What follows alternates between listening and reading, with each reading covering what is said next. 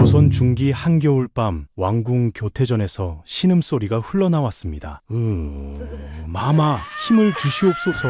중전마마가 밤새 상고를 겪고 있었습니다. 상궁들이 분주하게 움직이고 산파가 땀을 뻘뻘 흘리며 아기를 받아냈어요. 마침내 울음소리가 터져나왔습니다. 응예 축하합니다 마마. 공주를 낳으셨나이다.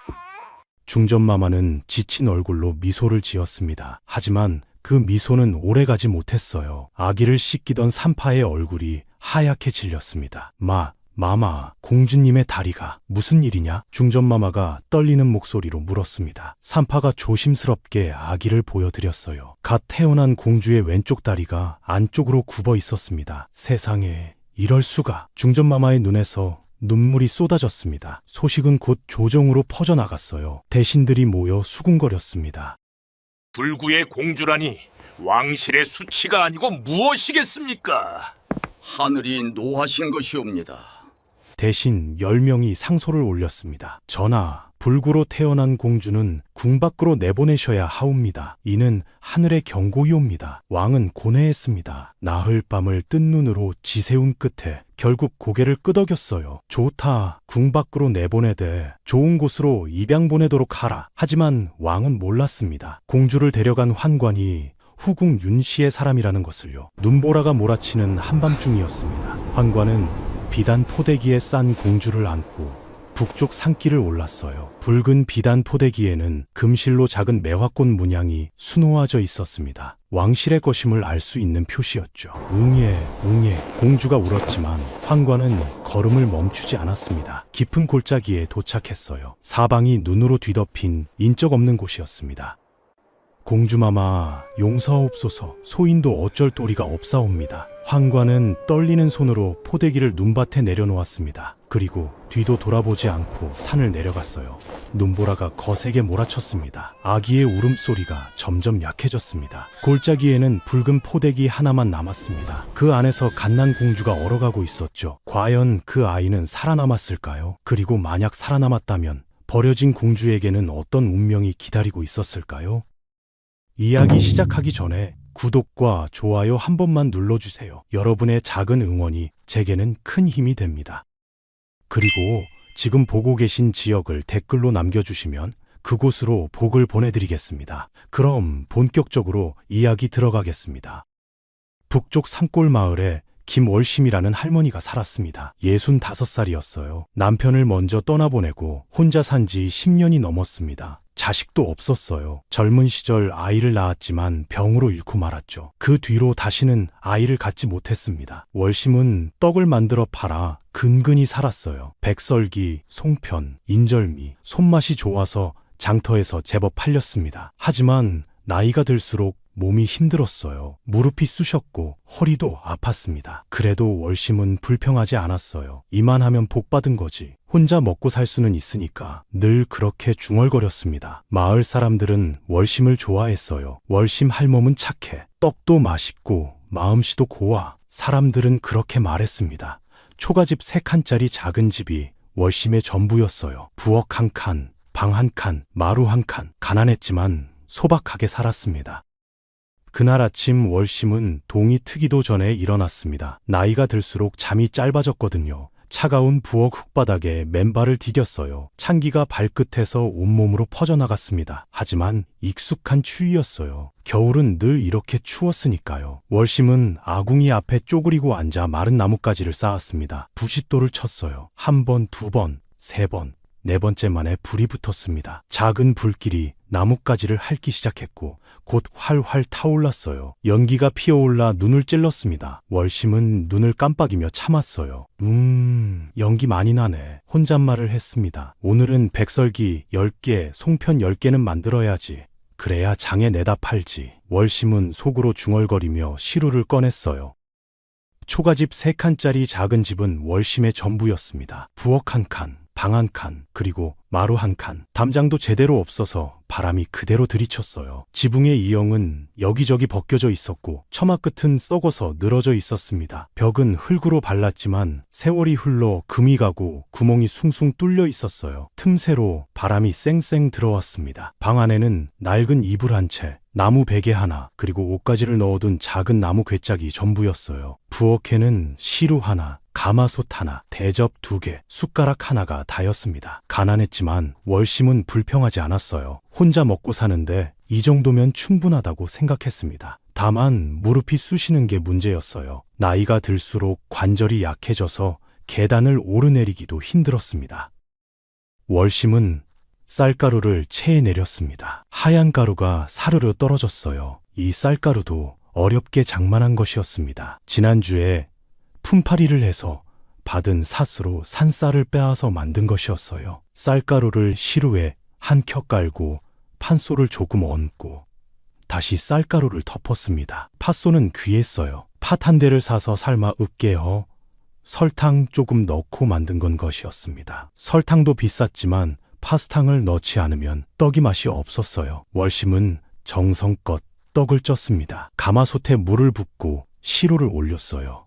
물이 끓기 시작하자 하얀 김이 모락모락 피어올랐습니다. 부엌 안이 훈훈해졌어요. 월심은 아궁이에 나무를 계속 넣으며 불을 지폈습니다. 떡을 찌는 데는 1시즌쯤 걸렸어요. 해가 떠오르기 시작했습니다. 동쪽 하늘이 붉게 물들었어요. 월심은 다 쪄진 떡을 꺼내 식혔습니다. 김이 모락모락 나는 하얀 백설기와 초록빛 송편이 대나무 소쿠리에 담겼어요. 참 예쁘게 됐구나. 월심은 혼자 중얼거리며 미소를 지었습니다. 떡을 만드는 일이 힘들기는 했지만 이렇게 예쁘게 만들어지면 뿌듯했어요. 떡이 식자 광주리에 하나하나 담았습니다. 백설기 10개, 송편 10개, 모두 20개였어요. 3배 보자기로 조심스럽게 덮었습니다. 이걸 다 팔면 쌀 닷대는 살 수 있을 게다. 그럼 보름은 버틸 수 있지. 월심은 광주리를 들어 머리에 이었어요. 무거웠습니다. 목이 뻐근했지만 참았어요. 방으로 들어가 옷을 챙겨 입었습니다. 무명 치마를 입고 저고리를 걸쳤어요. 치마는 색이 바래서 원래 무슨 색이었는지 알 수 없었습니다. 군데군데 기운 자국이 있었어요. 저고리도 마찬가지였습니다. 깃은 해져서 실밥이 풀어져 있었고 소매 끝은 다 닳아 있었어요. 버선을 신었는데 발가락 부분이 구멍이 나 있었습니다. 실로 꿰매긴 했지만 곧 다시 뚫어질 것 같았어요. 새 버선을 살 돈이 없었습니다. 집신을 신었어요. 밑창이 거의 다 닳아서 돌을 밟으면 발바닥에 그대로 느껴졌습니다. 월심은 지팡이를 짚고 대문을 나섰어요. 대문이라고 해봤자 나무 몇 개를 엮어 만든 허술한 것이었습니다. 바람이 불면 덜컥거렸어요. 산길로 접어들었습니다. 마을에서 산 너머 마을까지는 1시즌 반쯤 걸렸어요. 길은 험했습니다. 경사가 가팔랐고 돌부리가 많았어요. 전날 밤 눈이 많이 내렸습니다. 길이 온통 하얗게 덮여 있었어요. 무릎까지 쌓인 눈을 헤치며 한 발 한 발 나아갔습니다. 지팡이로 앞을 찍으며 길을 더듬었어요. 발이 눈 속에 푹푹 빠졌습니다. 차가운 눈이 집신 사이로 스며들어 발을 얼렸어요. 월심은 이를 악물고 걸었습니다. 숨이 찼어요. 입에서 하얀 김이 나왔고 이마에 땀이 맺혔습니다. 광주리가 머리를 짓눌렀지만 손으로 받치며 버텼어요. 조금만 더 가면 고갯마루다. 월심은 스스로를 다독였습니다. 소나무 숲을 지나갔어요. 소나무 가지에 쌓인 눈이 바람에 후두둑 떨어졌습니다. 목덜미에 눈이 들어가 차가웠어요. 고갯마루에 올랐습니다. 잠시 숨을 돌렸어요. 뒤를 돌아보니 자신이 걸어온 발자국이 눈밭에 찍혀 있었습니다. 구불구불한 발자국이 멀리까지 이어져 있었어요. 참 먼 길을 왔구나. 월심은 한숨을 내쉬었습니다. 하지만 쉴 수 없었어요. 해가 중천에 뜨기 전에 마을에 도착해야 떡을 팔 수 있었거든요. 다시 걸음을 옮겼습니다. 이제부터는 내리막길이었어요. 조심스럽게 발을 디뎠습니다. 눈길은 미끄러웠거든요. 한번 미끄러지면 굴러 떨어질 수도 있었습니다. 지팡이에 힘을 주며 천천히 내려갔어요. 골짜기로 접어들었습니다. 양쪽으로 절벽이 솟아 있었고 가운데로 좁은 길이 나 있었어요. 평소에도 으스스한 곳이었는데 눈 덮인 겨울에는 더욱 쓸쓸했습니다. 그때였어요. 월심은 무언가 이상한 것을 보았습니다. 눈밭 한가운데 붉은 점이 보였거든요. 저게 뭔가? 월심은 걸음을 멈추고 눈을 가늘게 떴습니다. 처음에는 핏자국인 줄 알았어요. 짐승이 다쳐서 피를 흘렸나 싶었습니다. 하지만 가까이 다가가자 심장이 철렁 내려앉았어요. 붉은 비단 포대기가 눈 위에 펼쳐져 있었고 그 안에 무언가 작은 것이 있었습니다. 설마. 월심은 광주리를 눈밭에 내려놓았어요. 손이 떨렸습니다. 천천히 다가가 포대기를 젖혔습니다. 그 순간 숨이 멎는 것 같았어요. 갓난아기였습니다. 아기가 눈 속에 버려져 있었던 것입니다. 아이고 세상에. 월심은 비명을 질렀어요. 아기는 얼굴이 파랗게 질려 있었습니다. 입술은 보랏빛으로 변해 있었고 눈은 꼭 감겨 있었어요. 온몸이 하얗게 얼어붙어 있었습니다. 월심은 떨리는 손으로 아기를 들어 올렸어요. 몸이 얼음장처럼 차가웠습니다. 돌처럼 딱딱했어요. 죽었나?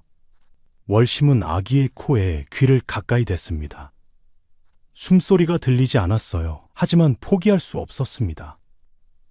월심은 아기를 품에 안았어요. 자신의 저고리를 벗어 아기를 감쌌습니다. 차가운 바람이 속옷 사이로 파고들어 온몸에 소름이 돋았지만 개의치 않았어요. 아기를 꼭 껴안고 자신의 체온으로 데우기 시작했습니다. 제발 살아라 제발. 월심은 속으로 기도했어요.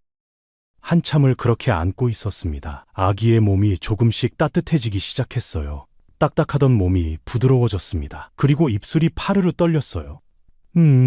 아주 작은 소리였지만 분명 소리를 냈습니다. 월심은 기쁨의 눈물을 흘렸어요. 살아있다. 아직 살아있어. 월심은 아기에게 입김을 부어넣었습니다. 따뜻한 입김이 아기의 얼굴에 닿았어요. 아기가 조금씩 반응을 보이기 시작했습니다. 입을 오물거렸고 작은 손이 움직였어요.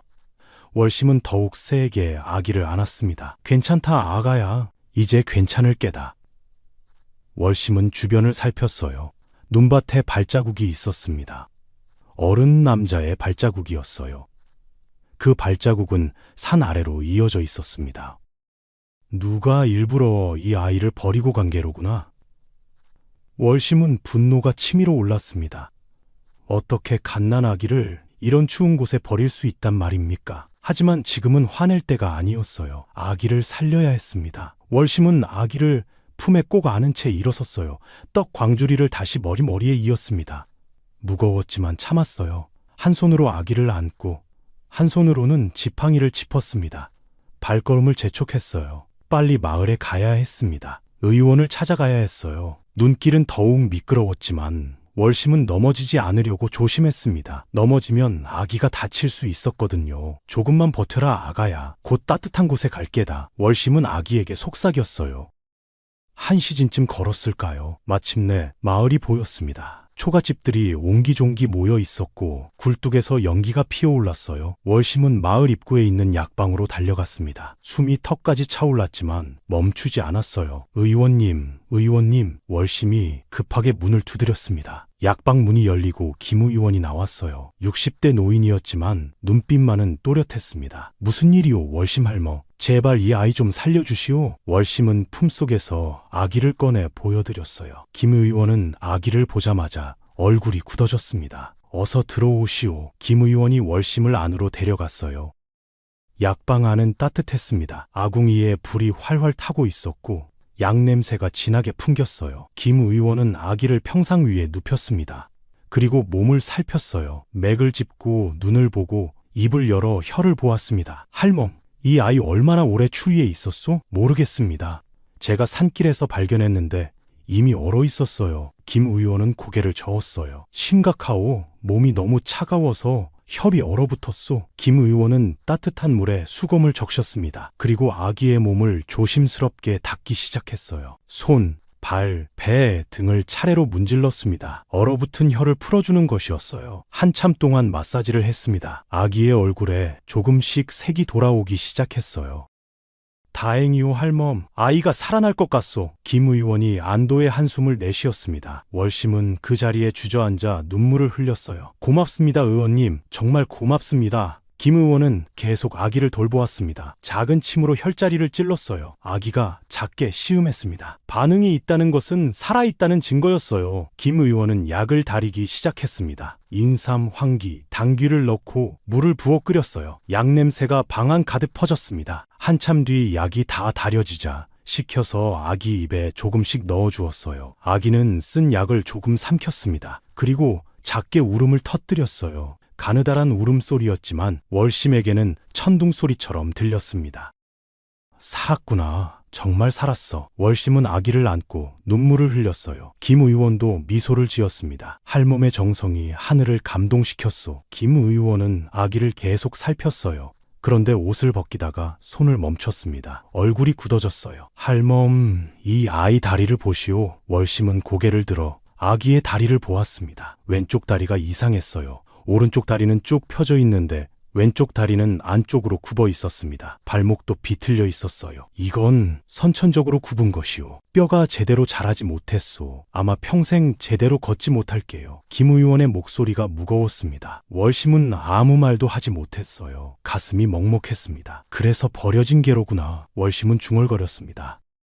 김 의원이 조심스럽게 물었어요. 할멈, 이 아이를 어찌할 작정이요? 월심은 한참 동안 아기를 내려다보았습니다. 작은 얼굴, 맑은 눈동자, 작은 손. 비록 다리는 불편하지만 소중한 생명이었어요. 그리고 월심 자신도 젊은 시절 아이를 잃은 적이 있었습니다. 그 아픔이 아직도 가슴속에 남아 있었어요. 키우겠습니다. 월심이 단호하게 말했습니다. 뭐라고? 제가 이 아이를 키우겠습니다. 하늘이 제게 준 아이입니다. 김 의원은 월심을 물끄러미 바라보았어요. 할멈 나이가 이미 60이 넘지 않았소? 게다가 혼자 사는데 어찌 아이를 키우시겠소? 그래도 키워야지요. 이 아이를 그냥 둘 수는 없지 않습니까? 월심의 눈빛이 또렷했습니다. 김 의원은 한참을 생각하더니 고개를 끄덕였어요. 알겠소. 할멈의 뜻이 그러하다면 내가 돕겠소. 김 의원은 약 봉지 2개를 꺼냈습니다. 이 약을 달여서 하루 3번 먹이시오. 기력을 회복할 것이오. 그리고 이것은 연고요. 아이 몸에 발라주시오. 동상을 치료하는 약이오. 얼마입니까? 월심이 주머니를 뒤적거리자 김 의원이 손을 저었어요. 됐소. 생명을 살리는데 돈을 받을 수 없지. 그냥 가져가시오. 은혜를 잊지 않겠습니다, 의원님. 월심은 약을 받아들고 깊이 고개를 숙였습니다. 약방을 나와 월심은 아기를 품에 안고 집으로 향했어요. 떡은 하나도 팔지 못했지만 그런 것은 중요하지 않았습니다. 아기가 살아있다는 것만으로도 감사했어요. 집에 도착하자마자 아궁이에 불을 지폈습니다. 방 안이 따뜻해지자 아기를 이불 위에 눕혔어요. 그리고 약을 다리기 시작했습니다. 약 냄새가 집안 가득 퍼졌습니다. 월심은 아기에게 약을 조금씩 먹였어요. 쓰지? 그래도 먹어야 한다. 이래야 살 수 있어. 아기는 쓴 약에 얼굴을 찌푸렸지만 꿀꺽 삼켰습니다. 연고도 아기 몸에 발라주었어요. 손, 발, 뺨에 조심스럽게 발랐습니다. 아기는 따뜻한 이불 속에서 평화롭게 잠들었어요. 월심은 아기 곁에 앉아 작은 얼굴을 내려다보았습니다. 참 예쁘게 생겼구나. 할미가 잘 키워줄게. 밤이 깊어갔습니다. 월심은 아기가 감싸여 있던 비단 포대기를 조심스럽게 펼쳐보았어요. 붉은 명주실로 짜여진 고급스러운 포대기였습니다. 이런 귀한 것을 월심은 포대기를 장롱에 넣었습니다. 언젠가 아이가 자라면 보여줘야겠다고 생각했어요. 하지만 월심은 몰랐습니다. 내일 아침부터 마을에 소문이 퍼지기 시작할 것이라는 것을, 그리고 그 소문이 뜻밖의 위험을 불러올 것이라는 것을요. 다음 날 아침 동이 트기도 전에 월심은 깼습니다. 아기 울음소리 때문이었어요. 응애.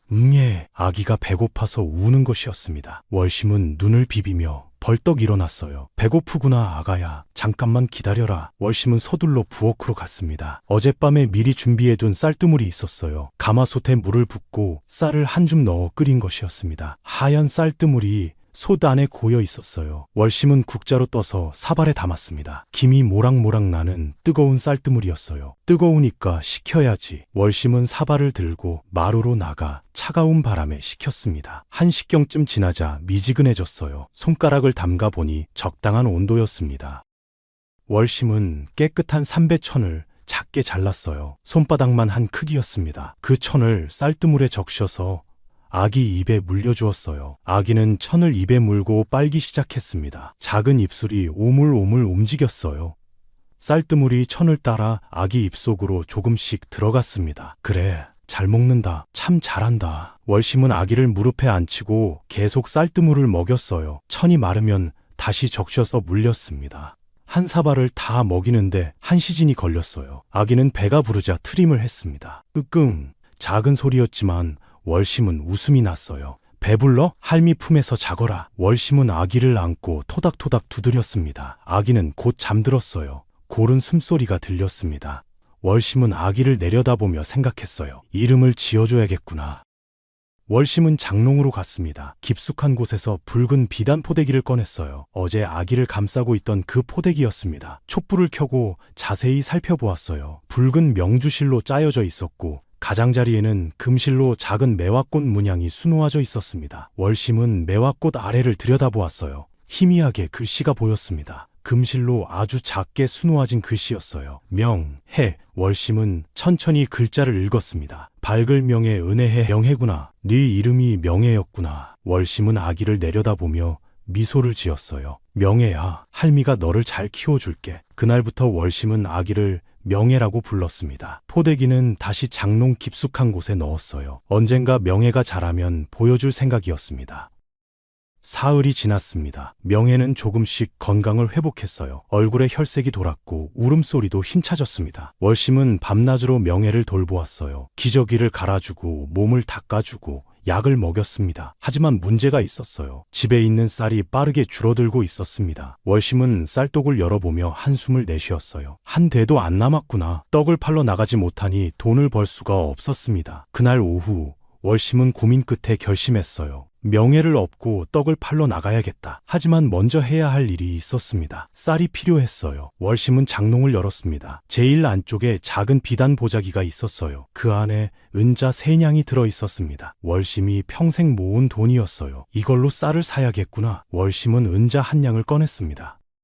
마을 쌀가게로 갔습니다. 명예를 포대기에 업고 지팡이를 짚으며 걸었어요. 쌀가게 주인은 박만석이라는 사내였습니다. 40대 중반의 뚱뚱한 사내였어요. 얼굴은 둥글고 기름기가 흘렀으며 작은 눈은 늘 무언가를 계산하는 듯 했습니다. 박만석은 마을에서 제일 부자였어요. 쌀가게뿐 아니라 밭도 여러 마지기 가지고 있었고 돈놀이도 했습니다. 어서 오시오. 박만석이 웃으며 말했어요. 하지만 그 웃음에는 온기가 없었습니다. 쌀 한 말만 주시오. 월심이 말했습니다. 한 말? 값이 요즘 올랐소. 1냥 반이요. 뭐라고? 지난달엔 1냥이었는데 세상 물가가 오르지 않소? 쌀값도 올랐소. 박만석이 어깨를 으쓱했어요. 월심은 어쩔 수 없이 은자 1냥 반을 꺼내 주었습니다. 박만석은 돈을 받아 호주머니에 넣으며 쌀을 데워 주었어요.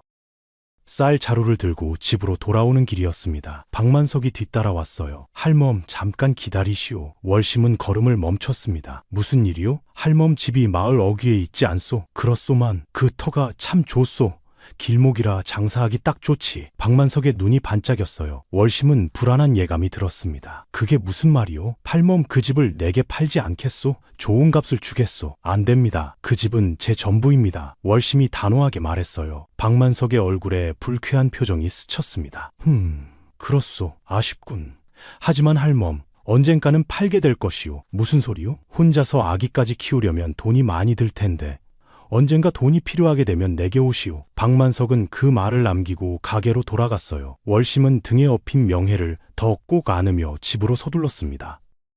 한 달이 지났습니다. 명예는 눈에 띄게 자랐어요. 얼굴이 통통해졌고 팔다리도 통통해졌습니다. 하지만 왼쪽 다리는 여전히 굽어 있었어요. 월심은 매일 다리를 주물러 주었지만 변하지 않았습니다. 명예야, 괜찮아. 할미가 평생 너를 돌봐줄 테니까. 월심은 명예에게 속삭였어요. 한편 집안 형편은 점점 어려워졌습니다. 쌀이 다시 바닥났어요. 월심은 남은 은자 1냥 밤을 꺼내 박만석의 가게로 갔습니다. 쌀 한 말 주시오. 아, 할멈, 이번엔 2냥이요. 뭐라고? 지난달엔 1냥 반이었소. 물가가 또 올랐소. 어쩔 수 없소. 박만석이 능글맞게 웃었어요. 월심은 분했지만 어쩔 수 없었습니다. 남은 돈 1냥 반을 모두 주고도 쌀밥 말밖에 사지 못했어요.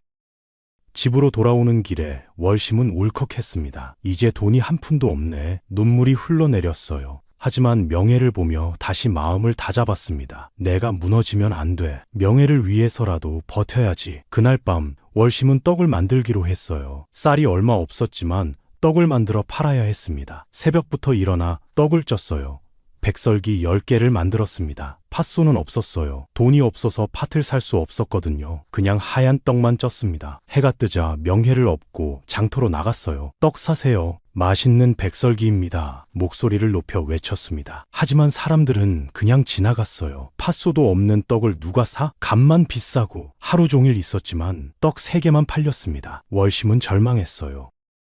집으로 돌아왔을 때 박만석이 대문 앞에 서 있었습니다. 할멈, 떡 장사가 잘 안 되는 모양이구려. 박만석이 비웃듯 말했어요. 무슨 일로 왔소? 할멈께 좋은 제안이 있소. 돈이 필요하지 않소? 월심은 입술을 깨물었습니다. 돈은 절실히 필요했어요. 얼마요? 은자 10냥을 빌려드리겠소? 10냥? 월심의 눈이 커졌습니다. 대신 이자가 있소. 한 달에 한 냥씩. 한 달에 한 냥이라고? 그건 엄청난 고리대금이었습니다. 싫으면 말고. 하지만 할멈, 지금 당장 돈이 필요하지 않소? 명예 먹일 쌀도 없고. 박만석이 교활하게 웃었어요. 월심은 고민했습니다. 명예를 보니 배가 고파 보였어요. 줬소, 빌리겠소. 월심이 떨리는 목소리로 말했습니다. 박만석은 품에서 은자 10냥을 꺼냈어요. 그리고 종이 한 장을 내밀었습니다. 여기 손도장을 찍으시오. 이게 뭐요? 빌린 증서요. 한 달 안에 못 갚으면 이자가 2배로 늘어나오. 월심은 떨리는 손으로 손도장을 찍었습니다.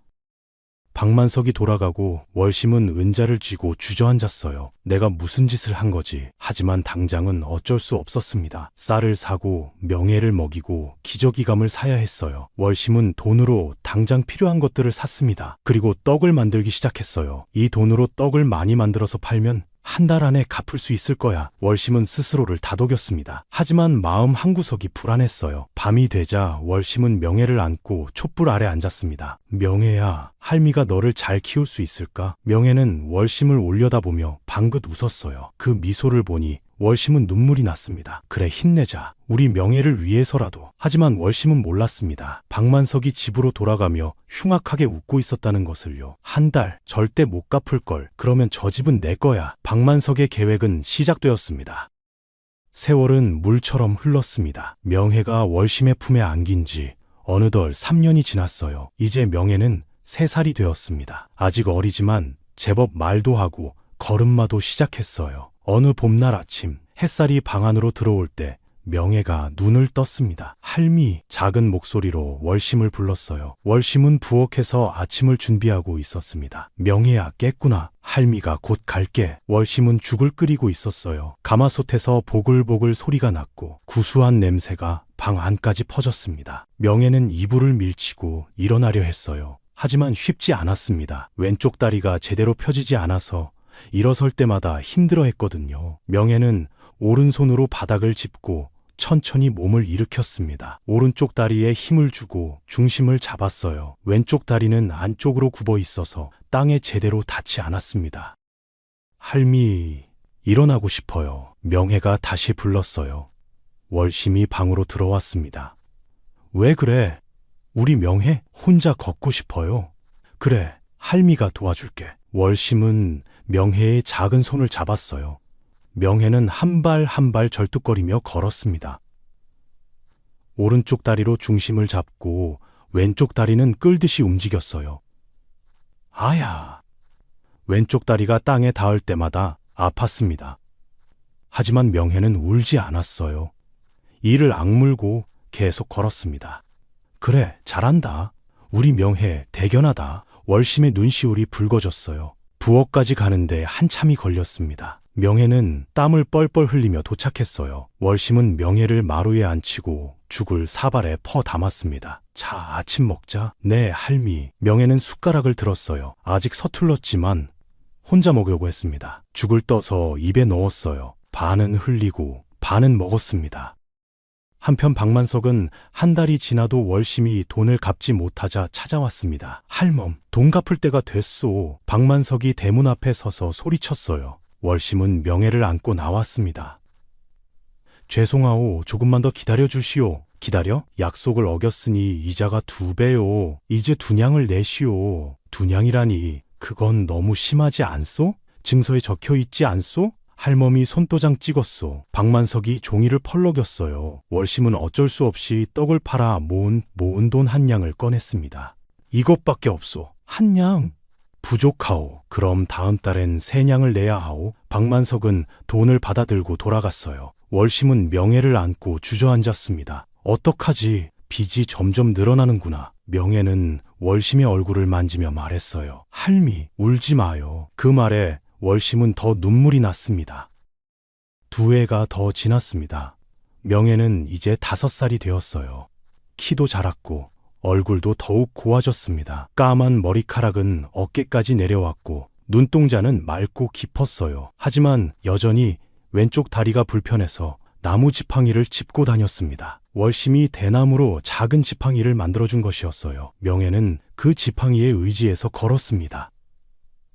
절뚝거리는 모습은 여전했지만 이제 혼자서도 잘 움직였어요. 어느 날 명예는 월심에게 물었습니다. 할미, 저도 밖에 나가서 놀고 싶어요. 월심은 망설였어요. 마을 아이들이 명예를 어떻게 대할지 걱정되었거든요. 하지만 명예를 평생 집 안에만 둘 수는 없었습니다. 그래, 나가자. 하지만 할미 곁에서 떨어지면 안 된다. 네, 명예는 기뻐하며 손뼉을 쳤어요. 마을 어귀까지 나왔습니다. 아이들이 뛰어놀고 있었어요. 술래잡기 하자. 좋아. 5명쯤 되는 아이들이 웃으며 뛰어다녔습니다. 명예는 그 모습을 부러운 눈으로 바라보았어요. 할미, 나도 저렇게 뛰고 싶어요. 월심은 가슴이 찢어지는 것 같았습니다. 몇 회는 다리가 불편해서 뛸 수 없었거든요. 명예야. 그때 한 아이가 명예를 보았습니다. 철수라는 마을 대장장이 아들이었어요. 8살쯤 되어 보였습니다. 저 아이 누구야? 월심 할멈 집에 사는 아이잖아. 아, 다리 절뚝거리는 아이? 아이들이 수군거렸습니다. 명예는 그 말을 듣고 고개를 숙였어요. 철수가 다가왔습니다. 너 이름이 뭐야? 명예요. 명예가 작은 목소리로 대답했어요. 명회? 다리가 왜 그래? 철수가 명쾌의 다리를 가리켰습니다. 태어날 때부터 그랬어요. 월심이 대신 대답했습니다. 아, 그래서 절뚝거리는구나. 우리랑 술래잡기 못하겠네. 철수가 웃으며 말했어요. 다른 아이들도 따라 웃었습니다. 하하, 그러게. 절뚝이는 뛸 수도 없잖아. 절뚝절뚝. 아이들이 명예를 흉내내며 웃었어요. 명예의 눈에 눈물이 맺혔습니다. 입술이 파르르 떨렸어요. 월심은 화가 났지만 참았습니다. 아이들과 싸워봤자 소용없었거든요. 명예야, 우리 집에 가자. 월심이 명예의 손을 잡았어요. 네, 할미. 명예는 고개를 숙인 채 월심 손을 잡고 돌아섰습니다. 뒤에서 아이들의 웃음소리가 들렸어요. 절뚝이, 절뚝이. 그 소리가 명예의 등을 찔렀습니다. 집으로 돌아오는 길에 명예는 한 번도 울지 않았어요.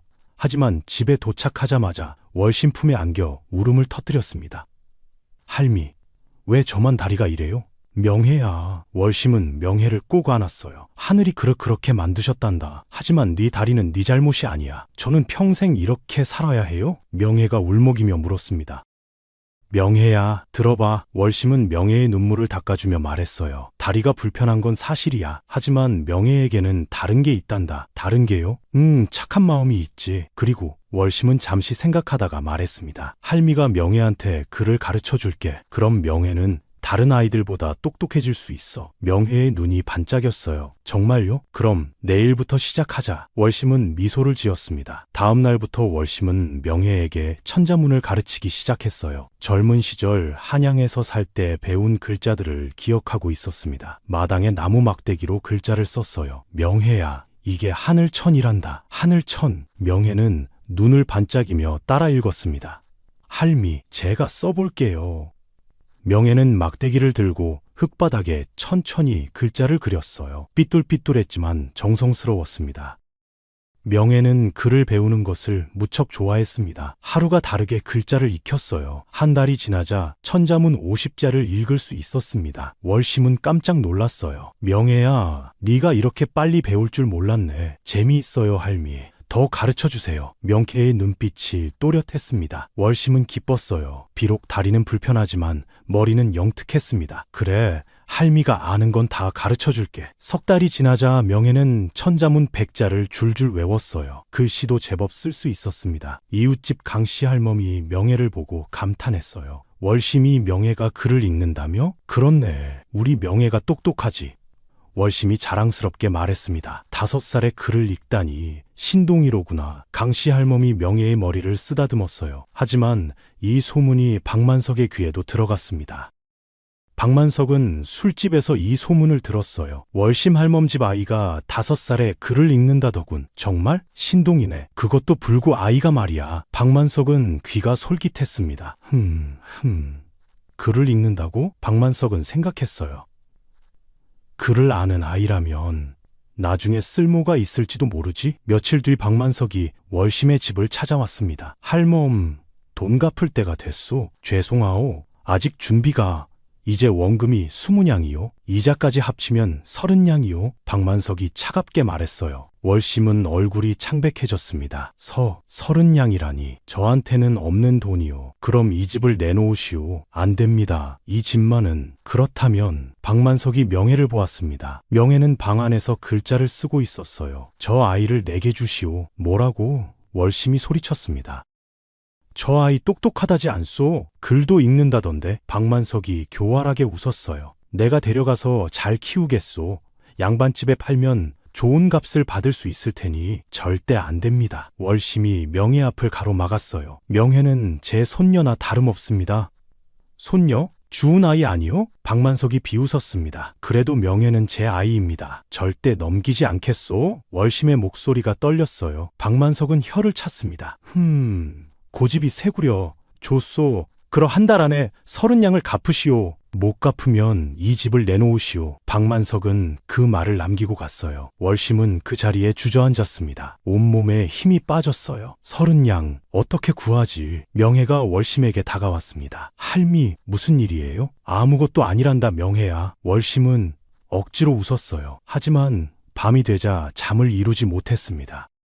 다음 날부터 월심은 미친 듯이 떡을 만들었습니다. 새벽부터 밤까지 쉬지 않고 일했어요. 손에 물집이 잡혔지만 멈추지 않았습니다. 장터에 나가 떡을 팔았어요. 하지만 떡값으로는 턱없이 부족했습니다. 보름이 지났지만 겨우 5냥을 모았어요. 이래선 안 돼.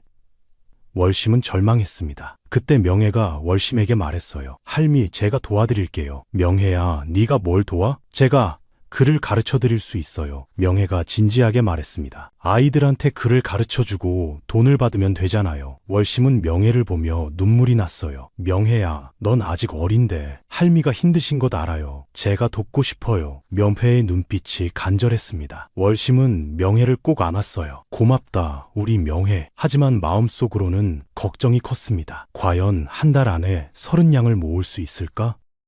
한편 박만석은 집으로 돌아가며 흉악하게 웃고 있었습니다. 한 달 절대 못 갚을걸. 그러면 저 집도 내 거고 그 똑똑한 아이도 내가 팔아버리지. 박만석은 벌써부터 계산을 하고 있었어요. 명혜를 양반집에 팔면 얼마를 받을 수 있을지, 집을 팔면 얼마나 남을지. 크크크, 다 내 거야. 그날 밤 월심은 명혜를 재우고 혼자 앉아 있었습니다. 하늘을 올려다보며 기도했어요. 하늘이시여, 제발 우리 명혜를 지켜주소서. 이 아이만은 지켜야 합니다. 촛불이 깜빡였습니다. 바람이 창문을 흔들었어요. 월심은 몰랐습니다. 명혜가 방 안에서 눈을 뜨고 있었다는 것을요. 명혜는 눈물을 흘리며 생각했습니다. 할미를 도와야 해. 제가 뭐라도 해야 해. 그리고 그날 밤 명혜는 결심했습니다. 자신이 무언가를 배워서 할미를 돕겠다고. 2해가 더 흘렀습니다. 명혜는 이제 7살이 되었어요. 키도 제법 자랐고 얼굴도 더욱 맑아졌습니다. 까만 머리카락은 허리까지 내려왔고 눈동자는 영롱한 구슬처럼 빛났어요. 하지만 여전히 왼쪽 다리는 불편했습니다. 지팡이를 짚고 걸어야 했어요. 어느 봄날 아침 월심은 헌 옷을 꺼내 기우고 있었습니다. 바늘에 실을 꿰어 찢어진 저고리를 낍고 있었어요. 한 땀 한 땀 바느질하는 모습을 명혜가 지켜보고 있었습니다. 할미, 저도 배우고 싶어요. 명혜가 말했어요. 바느질을? 네, 할미처럼 옷을 기울 수 있으면 좋겠어요. 월심은 잠시 생각하더니 고개를 끄덕였습니다. 그래, 가르쳐줄게. 하지만 바늘은 뾰족하니까 조심해야 한다. 네, 할미. 명혜의 눈이 반짝였어요. 월심은 헌천 조각을 꺼냈습니다. 명혜에게 바늘과 실을 건넸어요. 먼저 바늘에 실을 꿰어봐. 명혜는 작은 손으로 바늘을 잡았습니다. 바늘기가 아주 작았어요. 실끝을 입에 물어 침으로 적셨습니다. 그리고 바늘기에 대보았어요. 1번, 2번, 3번, 3번, 번번이 빗나갔습니다. 어려워. 명혜가 인상을 찌푸렸어요. 천천히 해봐. 급하게 하면 안 돼. 월심이 옆에서 지켜봤습니다. 명혜는 숨을 깊이 들이마셨어요. 손의 떨림을 멈추고 조심스럽게 실을 바늘귀에 갖다 댔습니다. 네 번째 시도에서 실이 바늘귀를 통과했어요. 됐어요, 할미. 잘했어, 명혜야. 월심이 박수를 쳤습니다. 명혜는 뿌듯한 미소를 지었어요. 이제 천에 바늘을 찔러봐. 월심이 천을 펼쳐놓았습니다. 명혜는 바늘을 천에 조심스럽게 찔렀어요. 뾰족한 바늘 끝이 천을 뚫고 들어갔습니다.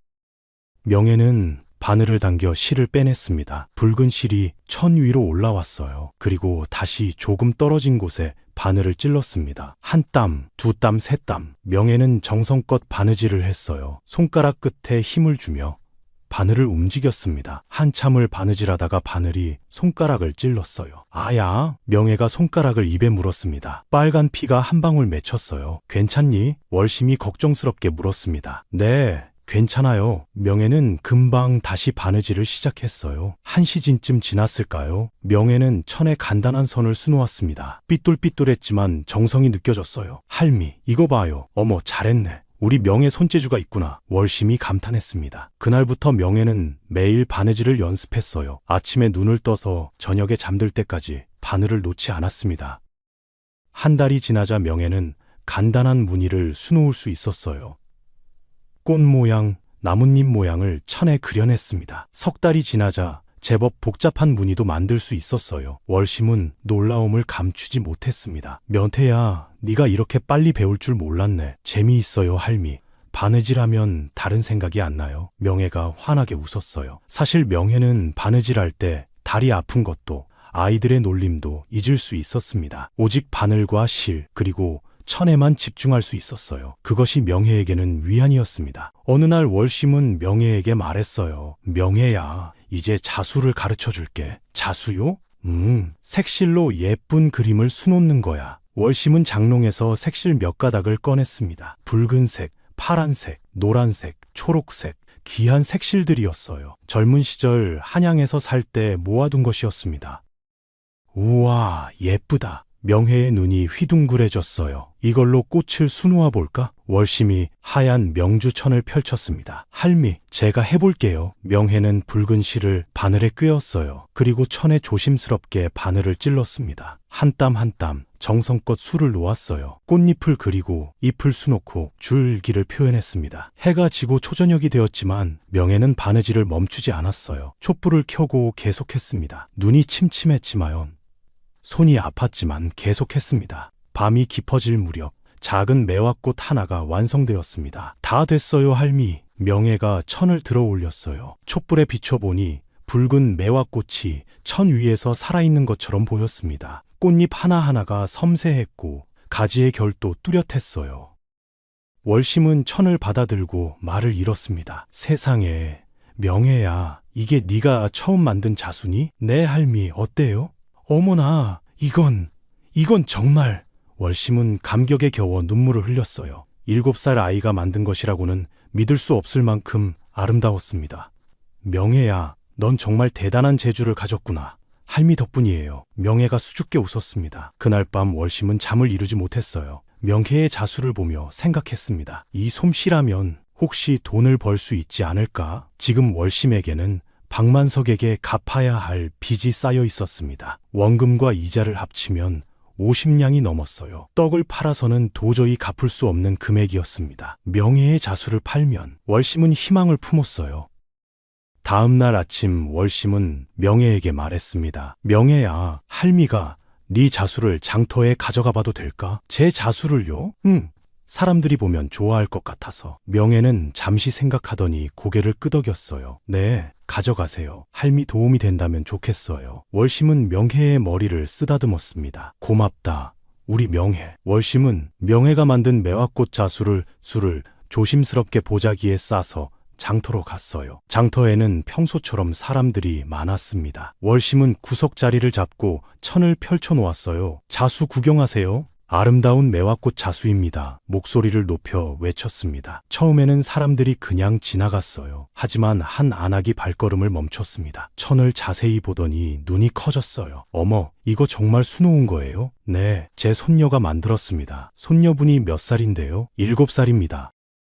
안악은 믿을 수 없다는 표정을 지었어요. 7살이 이렇게 섬세하게 술을 놓다니. 안악이 천을 손에 들고 햇빛에 비춰보았습니다. 매화꽃이 더욱 선명하게 빛났어요. 이거 얼마예요? 단량입니다. 월심이 조심스럽게 말했습니다. 비싼 값이었지만 명예의 정성을 생각하면 그만한 가치가 있다고 생각했어요. 안악은 잠시 망설이더니 말했습니다. 단량이요? 이 정도 솜씨면 10냥은 받아야죠. 예? 월심이 놀라 눈을 깜빡였어요. 제가 10냥 드릴게요. 이런 자수는 한양에서도 보기 드뭅니다. 안악은 돈주머니를 꺼내 은자 10냥을 꺼냈어요. 월심의 손에 쥐어주었습니다. 은자가 손바닥에서 묵직한 무게감이 느껴졌어요. 감사합니다. 월심은 천을 정성껏 싸서 안악에게 건넸습니다. 안악이 기뻐하며 떠나자 다른 사람들이 모여들기 시작했어요. 방금 그 자수 뭐였어요? 7살 아이가 만들었대요. 정말요? 어디 있어요? 하지만 자수는 이미 팔린 뒤였습니다. 월심은 10냥을 손에 쥐고 기쁨에 겨워 집으로 달려갔습니다. 숨이 차올랐지만 멈추지 않았어요. 명혜야, 명혜야. 집에 도착하자마자 명혜를 불렀습니다. 왜 그래요, 할미? 네 자수가 10냥에 팔렸어. 정말요? 명혜의 눈이 휘둥그레졌어요. 그럼 사람들이 무척 좋아했어. 월심은 명혜를 안아 올렸습니다. 명혜는 기뻐서 웃었어요. 할미가 더 만들면 되죠. 그래, 명혜야. 네가 만들면 할미가 팔게. 그날부터 명혜는 더욱 열심히 자수를 만들었습니다. 연꽃, 모란꽃, 국화꽃, 계절마다 피는 꽃들을 수놓았어요. 한 달에 2~3점씩 완성했습니다. 월심은 그것을 장터에 가져가 팔았어요. 매번 높은 값에 팔렸습니다. 석 달 동안 30냥을 벌었어요. 월심은 그 돈으로 박만석에게 빚 일부를 갚았습니다. 하지만 박만석은 기뻐하지 않았습니다. 오히려 불쾌한 표정을 지었어요. 할멈, 어디서 이런 돈을 구했소? 제 손녀가 자수를 만들어서 팔았습니다. 자수? 박만석의 눈빛이 날카로워졌어요. 그 아이가 자수를 만든다고? 네, 명예가 재주가 있어서. 박만석은 턱을 쓰다듬었습니다. 그리고 며칠 뒤 장터에 직접 나왔어요. 월심이 명예의 자수를 펼쳐놓고 있는 모습을 멀리서 지켜봤습니다. 사람들이 모여들어 감탄하는 것을 보았어요. 한 양반집 안악이 15냥을 주고 자수를 사가는 것도 목격했습니다. 박만석의 눈에 탐욕이 번쩍였어요. 저 아이가 자수로 돈을 벌고 있구나. 박만석은 계산을 시작했습니다. 저 아이를 내가 데려가서 자수를 만들게 하면 한 달에 50냥은 벌 수 있겠어. 1년이면 600냥. 박만석은 흉악한 미소를 지었어요. 그날 저녁 박만석이 월심의 집을 찾아왔습니다. 할멈, 좋은 소식이요. 박만석이 거짓 미소를 지으며 말했어요. 무슨 소식이요? 할멈의 빚을 탕감해 주겠소?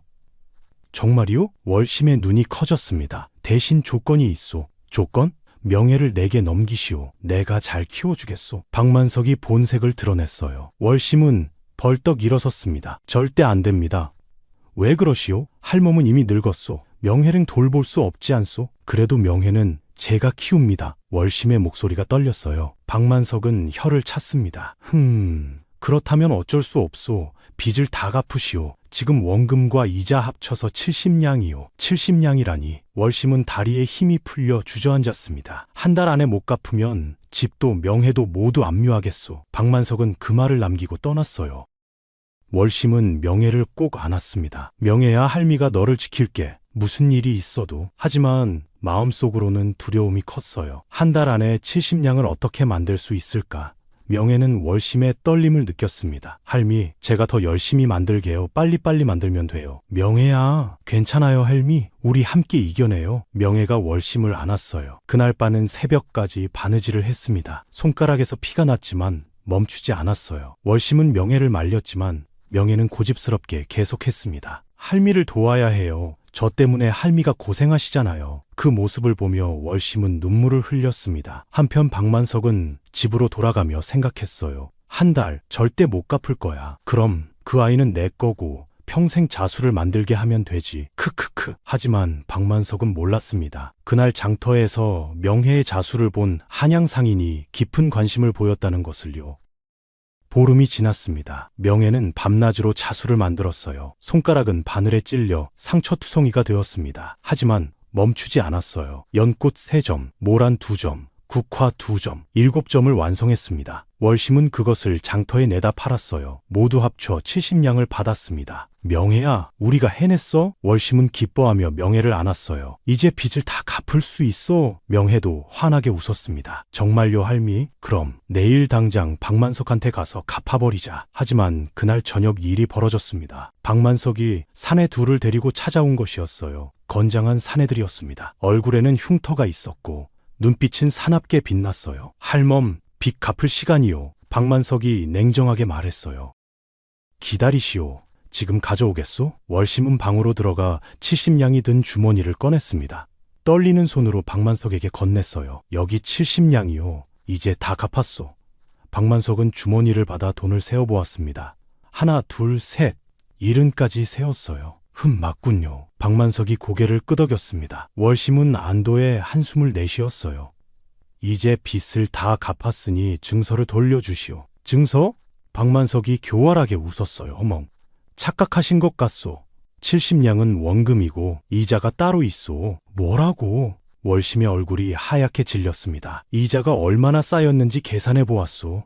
100냥이요. 100냥이라니? 그건 말도 안 되는 소리요. 월심이 소리쳤어요. 증서에 적혀 있지 않소? 할머니, 손도장 찍었소. 박만석이 종이를 펼쳐 보였습니다. 작은 글씨로 빽빽하게 적혀 있었어요. 월심은 글을 읽을 수 없었습니다. 이건 사기요. 월심이 떨리는 목소리로 말했어요. 사기? 할멈이 도장 찍은 증서인데 무슨 사기요? 박만석이 비웃었습니다. 100냥을 내시오. 아니면 박만석이 명혜를 보았어요. 저 아이를 데려가겠소. 안 됩니다. 월심이 명혜를 뒤로 숨겼습니다. 그럼 이 집을 압류하겠소. 지금 당장. 박만석이 손짓하자 사내 둘이 집 안으로 들어왔어요.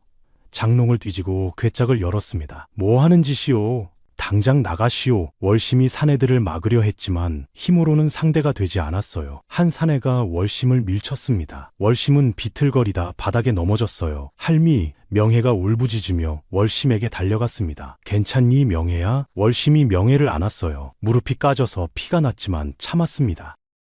사내들은 집안을 모두 뒤졌습니다. 가치 있는 것은 하나도 없었어요. 낡은 이불, 헌 옷까지 빈 괴짝뿐이었습니다. 아무것도 없군. 한 사내가 박만석에게 보고했어요.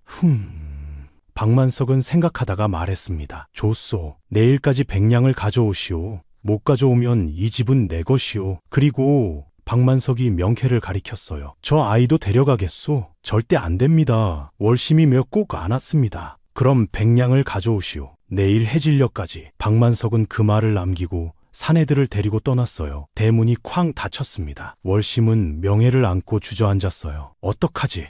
100냥을 어디서 구하지? 눈물이 뺨을 타고 흘러내렸습니다. 명혜도 울었어요. 할미 미안해요. 쟤 때문에. 아니야 명혜야. 네 잘못이 아니야. 월심이 명혜를 토닥였습니다. 그날 밤 월심은 잠을 이루지 못했습니다. 온갖 생각이 머리를 스쳐 지나갔어요. 100냥 어디서 구할 수 있을까? 월심은 이웃집들을 떠올렸습니다. 하지만 모두 가난했어요. 빌릴 곳이 없었습니다. 집을 빼앗기면 명혜와 함께 거리에 나앉게 되는구나. 월심은 절망했습니다. 새벽이 되자 밖에서 말발굽 소리가 들렸어요. 누군가 찾아온 것이었습니다. 월심은 몸을 일으켜 대문을 열었어요. 한 사내가 말에서 내렸습니다. 50대쯤 되어 보이는 점잖은 양반이었어요. 비단 두루마기를 입고 있었고 수염을 깔끔하게 정돈했습니다. 누구시오? 월심이 조심스럽게 물었어요. 저는 한양에서 온 김상인이라고 합니다. 명혜라는 아이가 여기 사나요? 명혜를 어떻게 아시오? 월심이 경계하며 물었습니다.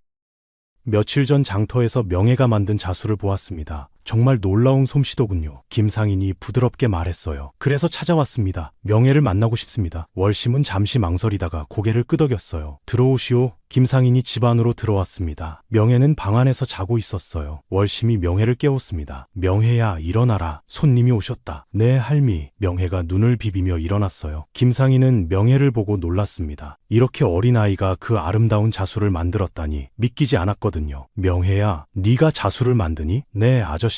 정말 대단하구나. 네 자수를 한양 귀족들이 무척 좋아한단다. 김상인이 미소를 지었어요. 그래서 제안이 있는데 들어보겠니? 제안이요? 명혜가 고개를 갸웃했습니다. 나와 함께 한양으로 가지 않겠니? 한양에는 네 자수를 사고 싶어한 사람들이 많단다. 김상인이 말했어요. 한양요? 명예의 눈이 커졌습니다. 월심은 깜짝 놀라 손을 저었어요. 안 됩니다. 명예는 아직 어려요. 한양까지 어떻게 가요? 할멈, 걱정 마십시오. 제가 책임지고 모시겠습니다. 하지만 월심이 망설였습니다. 김상인이 월심을 보며 말했어요. 할멈, 솔직히 말씀드리겠습니다. 명예의 재능은 이 작은 마을에 묻히기에는 너무 아깝습니다. 한양에 가면 명예는 큰 성공을 거둘 수 있어요. 하지만 명예는 다리가 불편합니다. 한양까지 가는 길이 험한데 제 마차가 있습니다. 편하게 모시겠습니다. 김상인이 진지하게 말했어요. 그리고 김상인이 주머니에서 은자 주머니를 꺼냈습니다. 이건 선금입니다. 100냥입니다. 명예가 한양에서 자수를 팔면 그 수익을 나누기로 하지요. 100냥이라고요? 월심의 눈이 휘둥그레졌어요. 바로 지금 필요한 금액이었습니다. 월심은 고민에 빠졌어요. 한편으로는 명표를 보낼 수 없었습니다. 하지만 다른 한편으로는 이것이 명표와 자신을 구할 유일한 방법이었어요. 할미, 명혜가 월심의 손을 잡았습니다. 제가 가고 싶어요. 명포야, 할미, 저 한양에 가서 자수를 많이 팔게요. 그러면 우리 부자가 될 수 있어요. 명예의 눈이 반짝였어요. 월심은 명예를 보며 눈물을 흘렸습니다. 명예야, 한양은 멀단다. 할미는 늙어서 따라갈 수 없어. 그럼 제가 다녀올게요. 금방 다녀올게요. 명예가 월심을 안았어요. 월심은 한참을 고민하다가 고개를 끄덕였습니다. 알겠다. 하지만 명예를 꼭 지켜주셔야 합니다. 물론입니다. 제 목숨을 걸고 지키겠습니다. 김상인이 약속했어요. 그날 오후 명예는 떠날 준비를 했습니다. 옷가지를 작은 보따리에 쌌어요. 많지 않았습니다. 저고리 2벌, 치마 2벌, 버선 1켤레, 그게 전부였어요. 월심은 부엌에서 주먹벌 만들었습니다. 길에서 먹으라고 싸주는 것이었어요. 쌀을 뭉쳐서 소금을 조금 뿌렸습니다. 5개를 만들어 보자기에 쌌어요. 명예야, 이거 가져가거라. 고맙습니다, 할미. 명예가 주먹밥을 받아들었습니다. 김상인의 마차가 대문 앞에 대기하고 있었어요. 화려한 마차였습니다. 붉은 천으로 장식되어 있었고 말 2마리가 끌었어요. 자, 명예야, 타자. 김상인이 손을 내밀었습니다. 명예는 월심을 돌아보았어요. 할미, 명예야, 조심해서 다녀오너라. 할미는 여기서 기다릴게. 월심이 명예를 꼭 안았습니다. 할미 사랑해요. 할미도 사랑한다. 우리 명예. 두 사람은 한참을 껴안고 있었어요. 명예가 마차에 올랐습니다. 김상인도 마차에 탔어요. 마부가 채찍을 휘둘렀습니다. 말들이 걸음을 옮기기 시작했어요. 마차가 천천히 움직였습니다. 명예는 창문으로 월심을 바라보았어요. 월심은 손을 흔들며 서 있었습니다. 할미, 제가 꼭 돌아올게요. 명예가 외쳤어요. 그래, 명예야, 조심해서 다녀오너라. 월심도 외쳤습니다. 마차가 점점 멀어졌어요. 월심의 모습이 작아졌습니다. 그리고 마침내 보이지 않게 되었어요. 명예는 눈물을 흘렸습니다. 할미, 김상인이 명예의 어깨를 토닥였어요. 명예야, 울지 마라. 금방 다시 만날 수 있을 거야. 네, 아저씨. 명예가 눈물을 닦았습니다. 마차는 한양을 향해 달렸어요. 먼지가 피어올랐고 바퀴 소리가 요란했습니다. 산을 넘고 개울을 건너고 들판을 지나갔어요. 한편 월심은 집으로 돌아왔습니다. 텅 빈 집이 너무나 조용했어요. 명예가 없으니 집이 이렇게 쓸쓸한 줄 몰랐습니다. 월심은 명예의 방으로 갔어요. 명예가 쓰던 작은 이불이 개켜져 있었습니다. 월심은 이불을 안고 눈물을 흘렸어요. 명예야, 무사히 다녀오너라. 그때 대문을 두드리는 소리가 들렸습니다. 월심은 눈물을 닦고 나갔어요. 박만석이 서 있었습니다. 할멈, 100냥 가져왔소? 박만석이 비웃듯 말했어요. 월심은 김상인에게 받은 은자 주머니를 꺼냈습니다. 여기 있소. 100냥이요. 박만석은 놀라서 눈이 휘둥그레졌어요. 뭐라고? 어디서 이런 돈을? 그건 당신이 알 바 아니오. 돈 받고 증서 돌려주시오. 월심이 단호하게 말했습니다. 박만석은 어쩔 수 없이 돈을 받고 증서를 건넸어요. 운이 좋았구려. 박만석이 투덜거리며 돌아갔습니다. 월심은 증서를 받아들고 불에 태웠어요. 종이가 활활 타올랐습니다. 재가 되어 흩어졌어요. 이제 빚에서 벗어났구나. 월심은 안도의 한숨을 내쉬었습니다. 하지만 기쁨은 오래가지 않았어요. 명예가 없으니 기쁠 수가 없었습니다. 밤이 되었습니다. 월심은 혼자 저녁을 먹었어요. 죽 한 그릇을 끓여 먹었습니다. 맛이 없었어요. 명혜와 함께 먹던 저녁이 그리웠습니다. 명혜야, 잘 있니? 월심은 하늘을 올려다보며 중얼거렸어요. 별이 반짝였습니다. 저 별 중 하나가 명혜를 지켜주고 있을 거라고 월심은 믿었어요. 한편 명혜를 태운 마차는 한양으로 가고 있었습니다. 하지만 월심도 명혜도 몰랐습니다. 한양 궁궐에서 후공 윤씨가 명혜에 대한 소문을 듣고 자객을 보냈다는 것을요. 불구공주가 살아있다니 절대 살려둘 수 없어. 죽여라. 윤씨의 명령이 떨어졌습니다. 검은 옷을 입은 자객이 밤을 타고 한양을 떠났어요.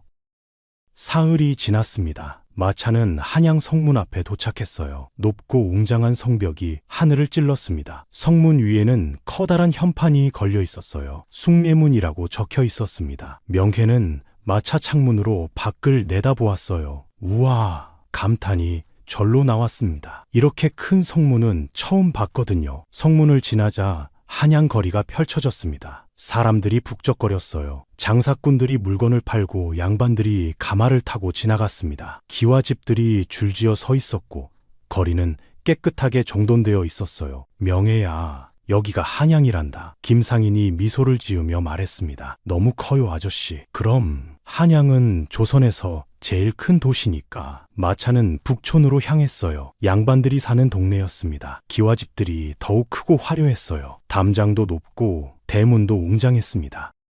마차가 한 저택 앞에 멈춰 섰습니다. 김부자댁이라는 현판이 걸려 있었어요. 여기가 내 집이란다. 김상인이 말했습니다. 대문이 열리고 하인들이 나왔어요. 날이 돌아오셨습니까? 수고했네. 이 아이를 잘 모셔드려라. 김상인이 명혜를 가리켰습니다. 하인들이 명혜를 보며 고개를 숙였어요. 예, 날이. 명혜는 마차에서 내렸습니다. 지팡이를 짚고 천천히 내려왔어요. 절뚝거리며 걸었습니다. 하인들이 명혜를 보며 수군거렸어요. 다리가 불편하네. 저렇게 어린아이가. 명혜는 그 말을 듣고 고개를 숙였습니다. 하지만 김상인이 명혜의 어깨를 토닥였어요. 괜찮아, 명혜야. 네 재능을 보면 모두 감탄할 거야. 네, 아저씨. 명혜가 작게 웃었습니다.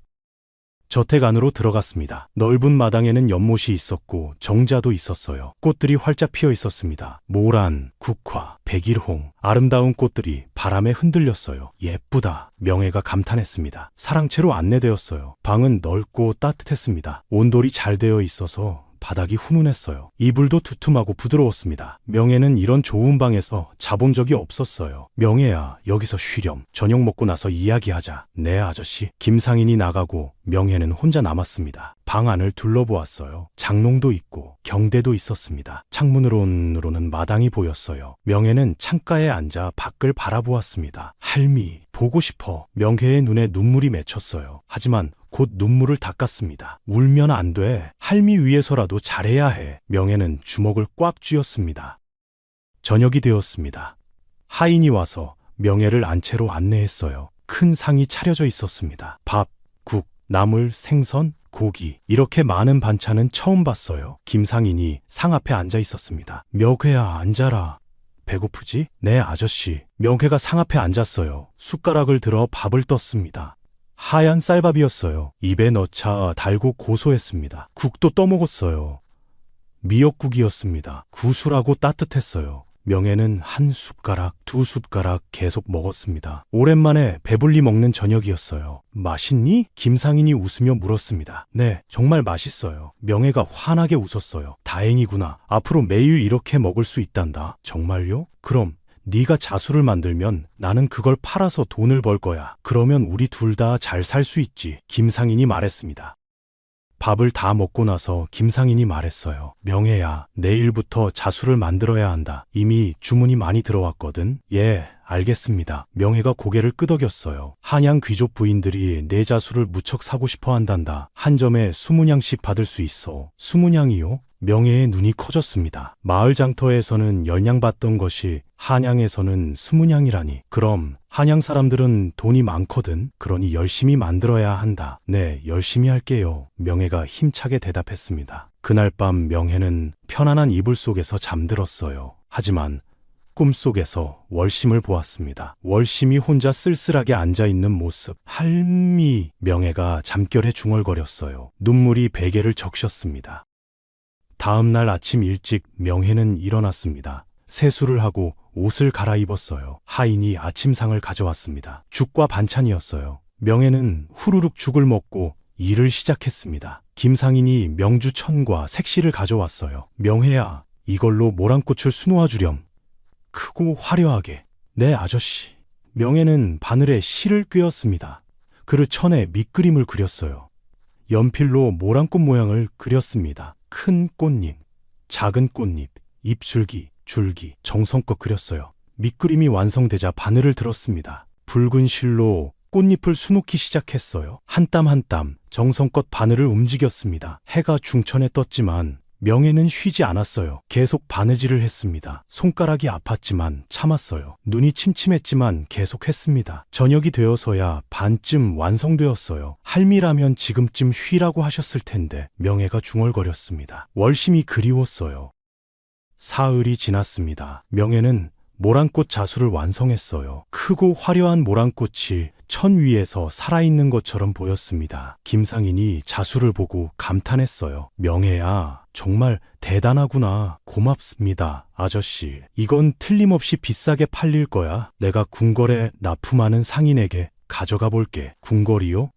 궁궐한 상공들도 좋은 자수를 찾거든. 김상인이 자수를 조심스럽게 서 나갔어요. 명예는 혼자 남았습니다. 방안을 거닐며 생각했어요. 궁궐, 거기에는 어떤 사람들이 살까? 한편 김상인은 궁궐 납품 상인을 만났습니다. 상인은 자수를 보고 눈이 휘둥그레졌어요. 이건 정말 대단한 솜씨인데요? 그렇지요? 특별한 아이가 만든 겁니다. 얼마를 받으실 겁니까? 50냥입니다. 김상인이 말했습니다. 상인은 잠시 망설이더니 고개를 끄덕였어요. 좋습니다. 제가 사겠습니다. 김상인은 50냥을 받고 돌아왔습니다. 명혜에게 그 소식을 전했어요. 명혜야, 자수가 50냥에 팔렸단다. 50냥이요? 그럼 궁궐 상인이 무척 좋아했어. 김상인이 기뻐하며 말했습니다. 그 중에 20냥은 내 몫이야. 김상인이 은자 20냥을 명혜에게 건네서요. 명혜는 그 돈을 받아들고 생각했습니다. 이 돈을 할미에게 보내드려야지. 아저씨, 이 돈을 마을에 있는 할미에게 보내주실 수 있나요? 그럼 내가 사람을 보내겠다. 김상인이 약속했어요. 명혜는 안도했습니다. 한편 궁궐 안에서는 상인이 자수를 왕비마마께 바쳤습니다. 왕비는 자수를 보고 깜짝 놀랐어요. 이건 누가 만든 것이냐? 한양의 새로운 어린아이가 만들었다고 합니다. 어린아이? 왕비의 눈빛이 흔들렸습니다. 문득 잃어버린 딸이 떠올랐거든요. 그 아이 어떤 아이냐? 다리가 불편하다고 들었습니다.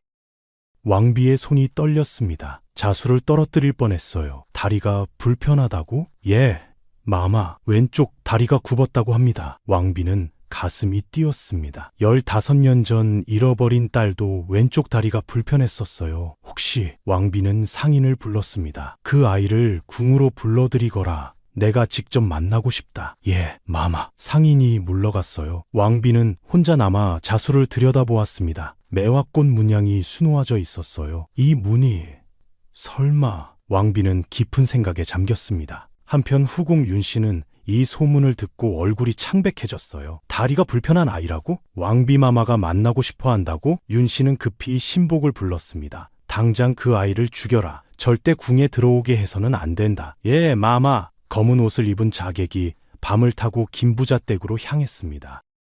그날 밤 명예는 잠들어 있었습니다. 꿈속에서 월심과 함께 떡을 만들고 있었어요. 행복한 꿈이었습니다. 그때 창문이 스르르 열렸어요. 검은 그림자가 방 안으로 들어왔습니다. 자객이었어요. 손에는 칼이 쥐어져 있었습니다. 달빛에 칼날이 차갑게 빛났어요. 자객은 소리 없이 명예에게 다가갔습니다. 칼을 들어 올렸어요. 바로 그때 명예가 눈을 떴습니다. 아! 명예가 비명을 질렀어요. 자객은 당황했지만 칼을 내리쳤습니다. 명예는 옆으로 굴렀어요. 칼이 이불을 찢었습니다. 살려주세요. 명예가 울부짖었습니다. 그 소리에 하인들이 깨어났어요. 무슨 일이야? 도둑이야. 하인들이 방으로 달려왔습니다.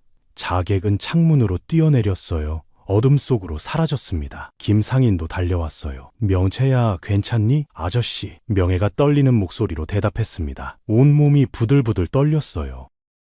누가 감히? 김상인의 얼굴이 굳어졌습니다. 하인들아, 당장 관아에 알려라. 예, 나리. 하인들이 뛰어나갔어요. 김상인은 명혜를 안았습니다. 명혜야, 무섭지? 괜찮아? 내가 지켜줄게. 아저씨, 저 왜 죽이려고 했어요? 모르겠구나. 하지만 너를 해치려는 누군가가 있는 것 같다. 김상인이 심각하게 말했습니다. 이제 어떡하죠? 내일 당장 궁으로 가자. 왕비마마께서 너를 부르셨단다? 왕비마마요? 명혜의 눈이 커졌어요.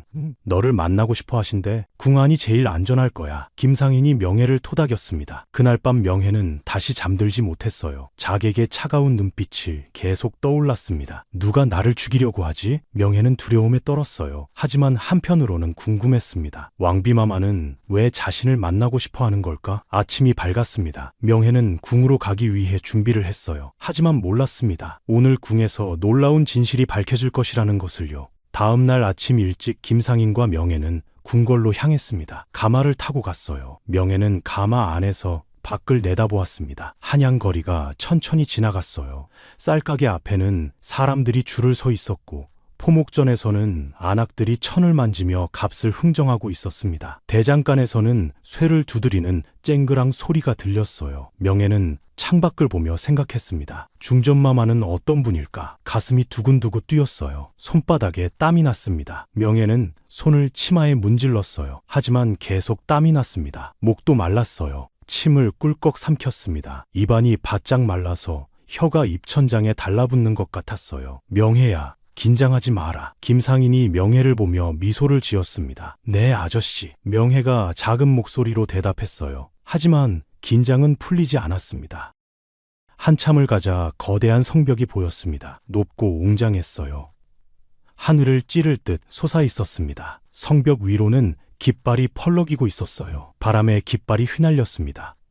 파닥파닥 소리가 들렸어요. 가마가 광화문 앞에 멈춰 섰습니다. 문은 엄청나게 컸어요. 명혜가 본 것 중 가장 큰 문이었습니다. 기둥은 굵고 튼튼해 보였고 지붕은 화려한 단청으로 장식되어 있었어요. 빨강, 파랑, 초록, 노랑, 형형색색의 무늬가 그려져 있었습니다. 용, 봉황, 꽃 무늬가 생생하게 살아 있었어요. 문 앞에는 수문장들이 도열해 있었습니다. 붉은 옷에 칼을 차고 꼼짝도 하지 않았어요. 마치 돌처럼 굳어 있었습니다. 명혜는 가마 밖을 보며 입을 다물지 못했어요. 우와, 정말 크다. 작은 목소리로 중얼거렸습니다. 김상인이 먼저 가마에서 내렸어요. 그리고 명혜를 부축해서 내려주었습니다. 조심해서 내려라, 명혜야. 네, 아저씨.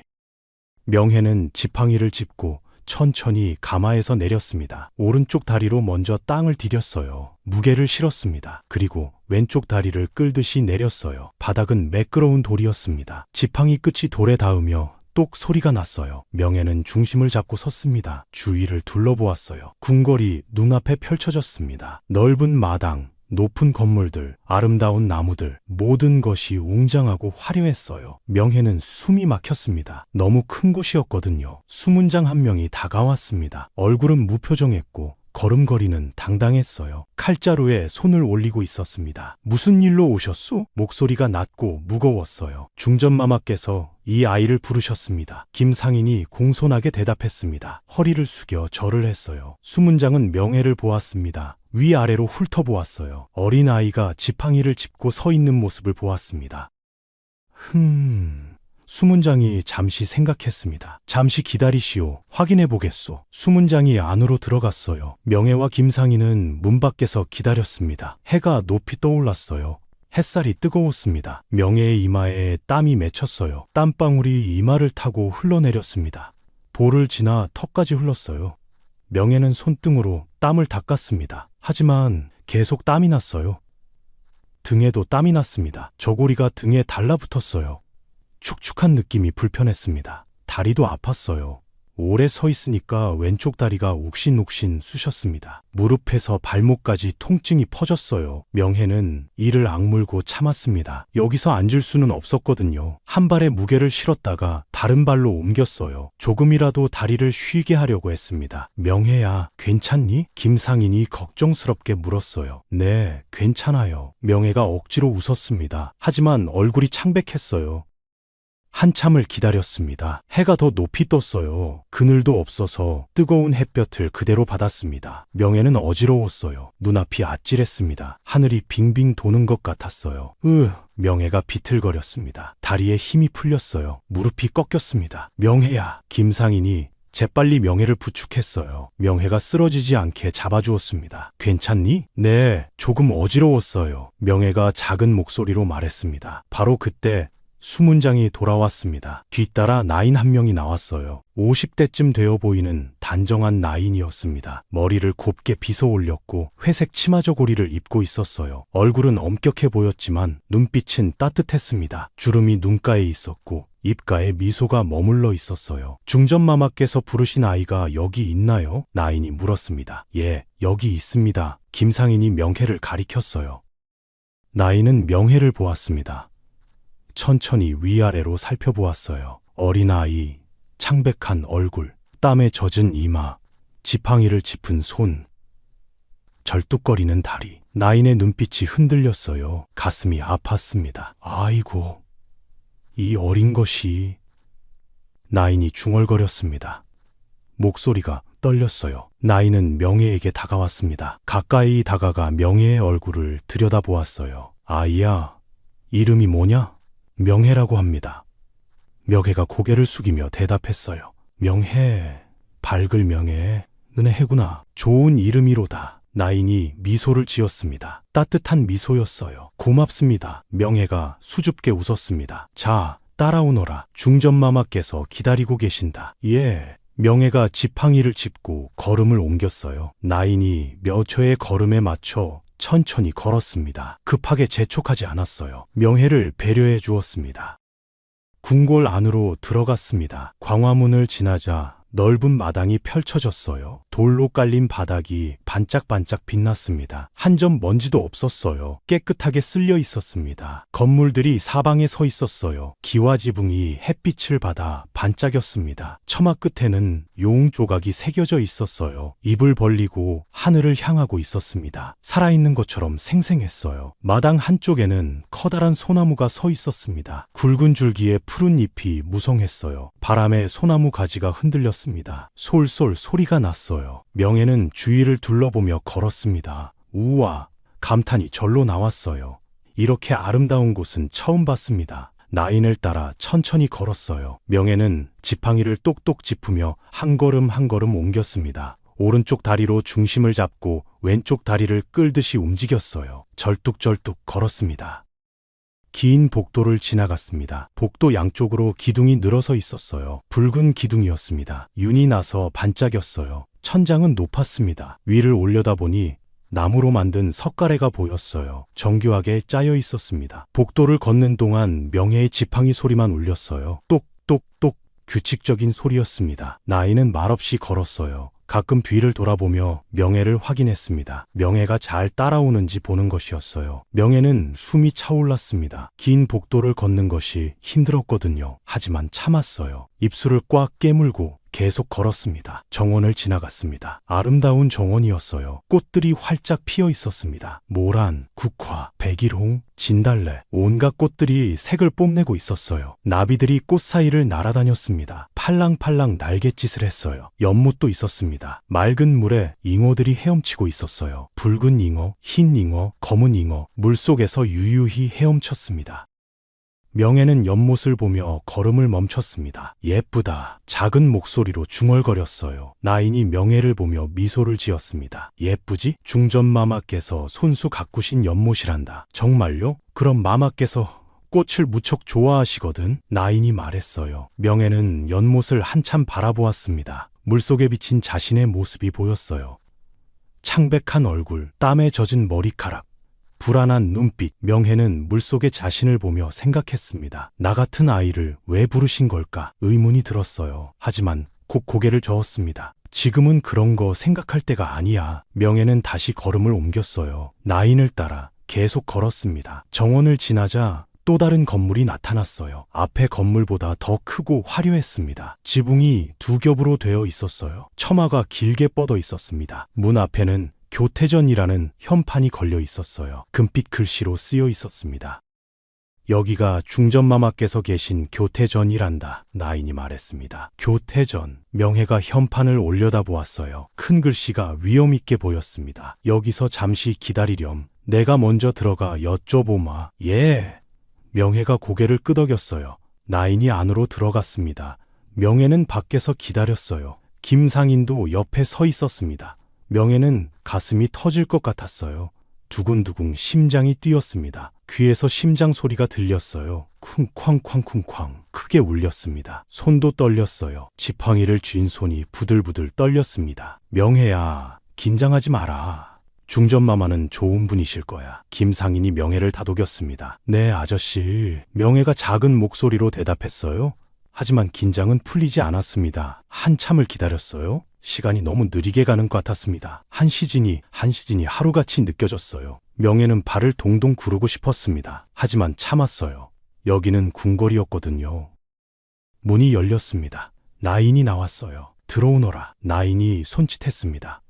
명예는 깊은 숨을 들이마셨어요. 그리고 천천히 안으로 들어갔습니다. 지팡이를 짚고 한 걸음 한 걸음 옮겼어요. 문지방을 넘었습니다. 방 안으로 들어갔어요. 넓은 방이었습니다. 비단 병풍이 펼쳐져 있었어요. 산수화가 그려져 있었습니다. 산과물, 나무와 집이 섬세하게 그려져 있었어요. 자개장도 있었습니다. 반짝반짝 빛나는 자개가 박혀 있었어요. 꽃무늬로 장식되어 있었습니다. 바닥에는 화문석이 깔려 있었어요. 부드럽고 매끄러웠습니다. 향기도 났어요. 은은한 향이 방 안에 퍼져 있었습니다. 무슨 향인지는 몰랐지만 좋은 냄새였어요. 명예는 주위를 둘러보며 천천히 앞으로 걸어갔습니다. 그리고 저 앞을 보았어요. 중전마마가 앉아 계셨습니다. 중전은 40대 중반쯤 되어 보였습니다. 얼굴은 고왔어요. 하지만 어딘가 슬픔이 묻어 있었습니다. 눈가에는 주름이 있었고 눈동자는 깊고 어두웠어요. 마치 긴 세월 동안 많은 눈물을 흘린 것 같았습니다. 입가에도 슬픔이 어려 있었어요. 화려한 비단 치마 저고리를 입고 있었습니다. 붉은색 치마에 노란색 저고리였어요. 금실로 수놓인 무늬가 있었습니다. 머리에는 큰 비녀가 꽂혀 있었어요. 비치로 만든 비녀였습니다. 초록빛이 영롱하게 빛났어요. 귀걸이도 하고 있었습니다. 진주 귀걸이였어요. 하얗게 빛났습니다. 중전은 명예를 보고 있었어요. 꼼짝도 하지 않고 명예를 보고 있었습니다. 눈을 깜빡이지도 않았어요. 명예는 중전을 보자마자 꿇어앉았습니다. 무릎을 꿇고 바닥에 앉았어요. 그리고 절을 올렸습니다. 두 손을 바닥에 짚고 이마를 땅에 댔어요. 소녀 명예, 중전마마를 뵙습니다. 명예의 목소리가 떨렸습니다. 중전은 명예를 보며 숨을 멈췄습니다. 가슴이 철렁 내려앉았어요. 심장이 빠르게 뛰었습니다. 온몸에 소름이 돋았어요. 등골이 서늘해졌습니다. 왜냐하면 명예의 얼굴이 자신과 너무나 닮아 있었거든요. 맑은 눈동자, 오똑한 코, 붉은 입술, 하얀 피부, 마치 거울을 보는 것 같았어요. 어린 시절 자신의 모습을 보는 것 같았습니다. 중전은 손이 떨렸어요. 입술도 떨렸습니다. 눈물이 핑 돌았어요. 하지만 참았습니다. 아직은 확실하지 않았거든요. 일어나거라. 중전이 떨리는 목소리로 말했습니다. 최대한 평온하게 말하려고 했지만 목소리가 떨렸어요. 명예는 일어섰습니다. 지팡이를 짚고 천천히 일어났어요. 오른쪽 다리로 중심을 잡고 왼쪽 다리를 끌듯이 폈습니다. 절뚝거리며 일어섰어요. 중전은 명예의 다리를 보았습니다. 왼쪽 다리가 안쪽으로 굽어 있었어요. 제대로 펴지지 않았습니다. 중전의 눈에서 눈물이 흘러내렸어요. 볼을 타고 턱까지 흘렀습니다. 다리가 불편하구나. 중전이 목이 메어 말했습니다. 목구멍이 막혔어요. 숨쉬기가 힘들었습니다. 예, 마마. 태어날 때부터 그랬다고 들었습니다. 명예가 고개를 숙이며 대답했어요. 목소리가 작았습니다. 부끄러워하는 것 같았어요. 중전은 가슴이 찢어지는 것 같았습니다. 15년 전 잃어버린 딸도 왼쪽 다리가 굽어 있었어요. 바로 그 이유로 궁 밖으로 내보내졌었습니다. 혹시 중전은 떨리는 마음을 억누르며 물었습니다. 네가 어디서 자랐느냐? 작은 마을에서 자랐습니다. 할머니께서 저를 키워주셨어요. 명예가 대답했습니다. 할머니? 예, 월심 할머니라고 하십니다. 할머니께서 저를 주워서 키워주셨대요. 명예의 목소리가 떨렸어요. 월심을 생각하니 그리웠습니다. 중전은 다가갔습니다. 명예 앞으로 걸어갔어요. 치마가 바닥을 쓸며 스르륵 소리가 났습니다. 명패 앞에 섰어요. 그리고 명예의 얼굴을 두 손으로 감싸쥐었습니다. 따뜻한 손길이었습니다. 부드러운 손이 명예의 볼을 감쌌어요. 중전의 손은 떨리고 있었습니다. 아이야. 중전이 명예를 들여다보았어요. 눈동자를 보고 코를 보고 입을 보았습니다. 하나하나 자세히 보았어요. 볼수록 확신이 들었습니다. 이 아이는 분명 네가 누구냐? 중전이 떨리는 목소리로 물었습니다. 소녀는 명패라고 합니다. 명혜가 대답했어요. 명혜. 밝을 명의 은혜행. 중전이 중얼거렸습니다. 그리고 숨이 막혔어요. 15년 전 자신이 딸에게 지어준 이름이 바로 명혜였거든요. 비단 포대기에 금실로 수놓았던 이름. 명혜, 혹시 네게 특별한 물건이 없었느냐? 중전이 다급하게 물었습니다. 특별한 물건이요? 명혜가 고개를 갸웃했어요. 천이라든지 옷이라든지 포대기라든지. 중전의 목소리가 절박했습니다. 명혜는 생각했어요. 그리고 기억이 났습니다. 할머니께서 보관하고 계신 붉은 포대기가 있어요. 명혜가 대답했습니다. 중전의 눈이 커졌어요. 붉은 포대기? 목소리가 떨렸습니다. 예, 제가 버려져 있을 때 저를 감싸고 있었대요. 할머니께서 그걸 소중히 보관하고 계십니다. 명혜가 말했어요. 중전은 심장이 멎는 것 같았습니다. 온몸에 전율이 흘렀어요. 다리에 힘이 풀렸습니다. 그 포대기에 혹시 문의가 있었느냐? 중전이 떨린 목소리로 물었어요. 예, 매화꽃 무늬가 있었어요. 금실로 수놓아져 있었대요. 매화꽃. 중전은 더 이상 참을 수 없었습니다. 명혜를 꼭 안았어요. 울음을 터뜨렸습니다. 목 놓아 울었어요. 몸이 떨렸습니다. 15년 동안 참았던 슬픔이 한꺼번에 쏟아져 나왔습니다. 명혜는 놀랐어요. 왜 중전마마가 우시는지 몰랐습니다. 마마, 왜 우세요? 명혜가 당황하며 물었어요. 중전은 명혜를 더 꼭 안았습니다. 아이야, 내가 정말 말을 잇지 못했어요. 나인이 급히 다가왔습니다. 마마, 괜찮으십니까? 걱정스러운 목소리였어요. 중전은 눈물을 닦으며 고개를 끄덕였습니다. 괜찮다. 당장 말을 보내어라. 중전이 명령했어요. 마마, 북쪽 마을로 사람을 보내어라. 월심이라는 할멈을 모셔오거라. 그리고 붉은 포대기를 꼭 가져오라고 전하거라. 중전의 목소리가 절박했습니다. 예, 마마, 당장 보내겠습니다. 나인이 급히 나갔어요. 중전은 명혜를 보았습니다. 눈물로 범벅이 된 얼굴로 명혜를 보았어요. 아이야, 조금만 기다려라. 곧 모든 것이 밝혀질 것이다. 예, 마마. 명혜는 혼란스러웠습니다. 무슨 일인지 전혀 알 수 없었어요. 하지만 중전 마마의 눈빛을 보니 가슴이 뛰었습니다. 뭔가 중요한 일이 일어나고 있다는 것을 느꼈어요. 그때 밖에서 발소리가 들렸습니다. 누군가 급하게 걸어오는 소리였어요. 문이 벌컥 열렸습니다. 후궁 윤 씨가 들어섰어요. 윤 씨는 30대 후반의 아름다운 여인이었습니다. 하지만 눈빛은 차갑고 교활했어요. 입가에는 늘 냉소가 어려 있었습니다. 화려한 치마 저고리를 입고 있었고 머리에는 비녀를 꽂고 있었어요. 중전마마, 무슨 일이십니까? 윤 씨가 물었습니다. 목소리는 부드러웠지만 눈빛은 날카로웠어요. 중전은 윤 씨를 보았습니다. 별일 아니다. 돌아가거라. 차갑게 말했어요. 윤 씨는 명혜를 보았습니다. 명혜를 보는 순간 얼굴이 하얗게 질렸어요. 온몸이 굳어졌습니다. 저 아이가. 윤 씨의 목소리가 떨렸습니다. 중전은 윤 씨의 반응을 보았어요. 의심이 확신으로 바뀌었습니다. 윤 씨, 혹시 네가 이 아이를 아느냐? 중전이 날카롭게 물었습니다. 아닙니다. 전혀 모르는 아이입니다. 윤 씨가 손사래를 쳤어요. 하지만 목소리가 떨렸습니다. 얼굴에는 당황한 기색이 역력했어요. 중전은 윤 씨를 쏘아보았습니다. 그럼 왜 그리 놀라느냐? 놀라지 않았습니다. 그저 궁금해서. 윤 씨가 변명했어요. 중전은 더 이상 윤 씨를 믿지 않았습니다. 나가거라. 지금은 손님을 맞이하는 중이다.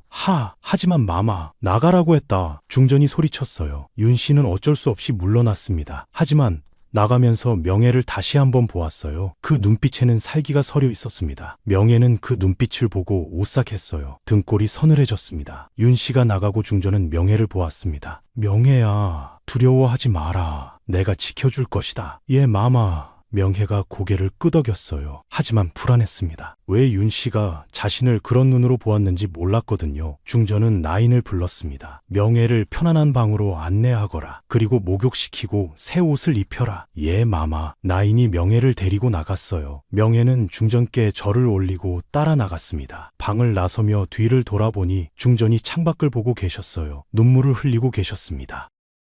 명혜는 안채의 한 방으로 안내되었습니다. 넓고 아름다운 방이었어요. 비단 이불이 깔려 있었고 자개장도 있었습니다. 창문으로는 정원이 보였어요. 나인들이 들어와 명혜를 돌봤습니다. 따뜻한 물로 목욕을 시켜주었어요. 때를 밀어주고 머리를 감겨주었습니다. 그리고 새 옷을 입혀주었어요. 고운 비단 치마 저고리였습니다. 연두색 저고리에 분홍색 치마였어요. 명혜는 거울을 보았습니다. 전혀 다른 사람 같았어요. 깨끗하고 아름다웠습니다. 예쁘다. 명혜가 중얼거렸어요. 나인이 웃으며 말했습니다. 원래 예뻤던 게야. 이제야 제대로 보이는구나. 명혜는 부끄러워 고개를 숙였어요.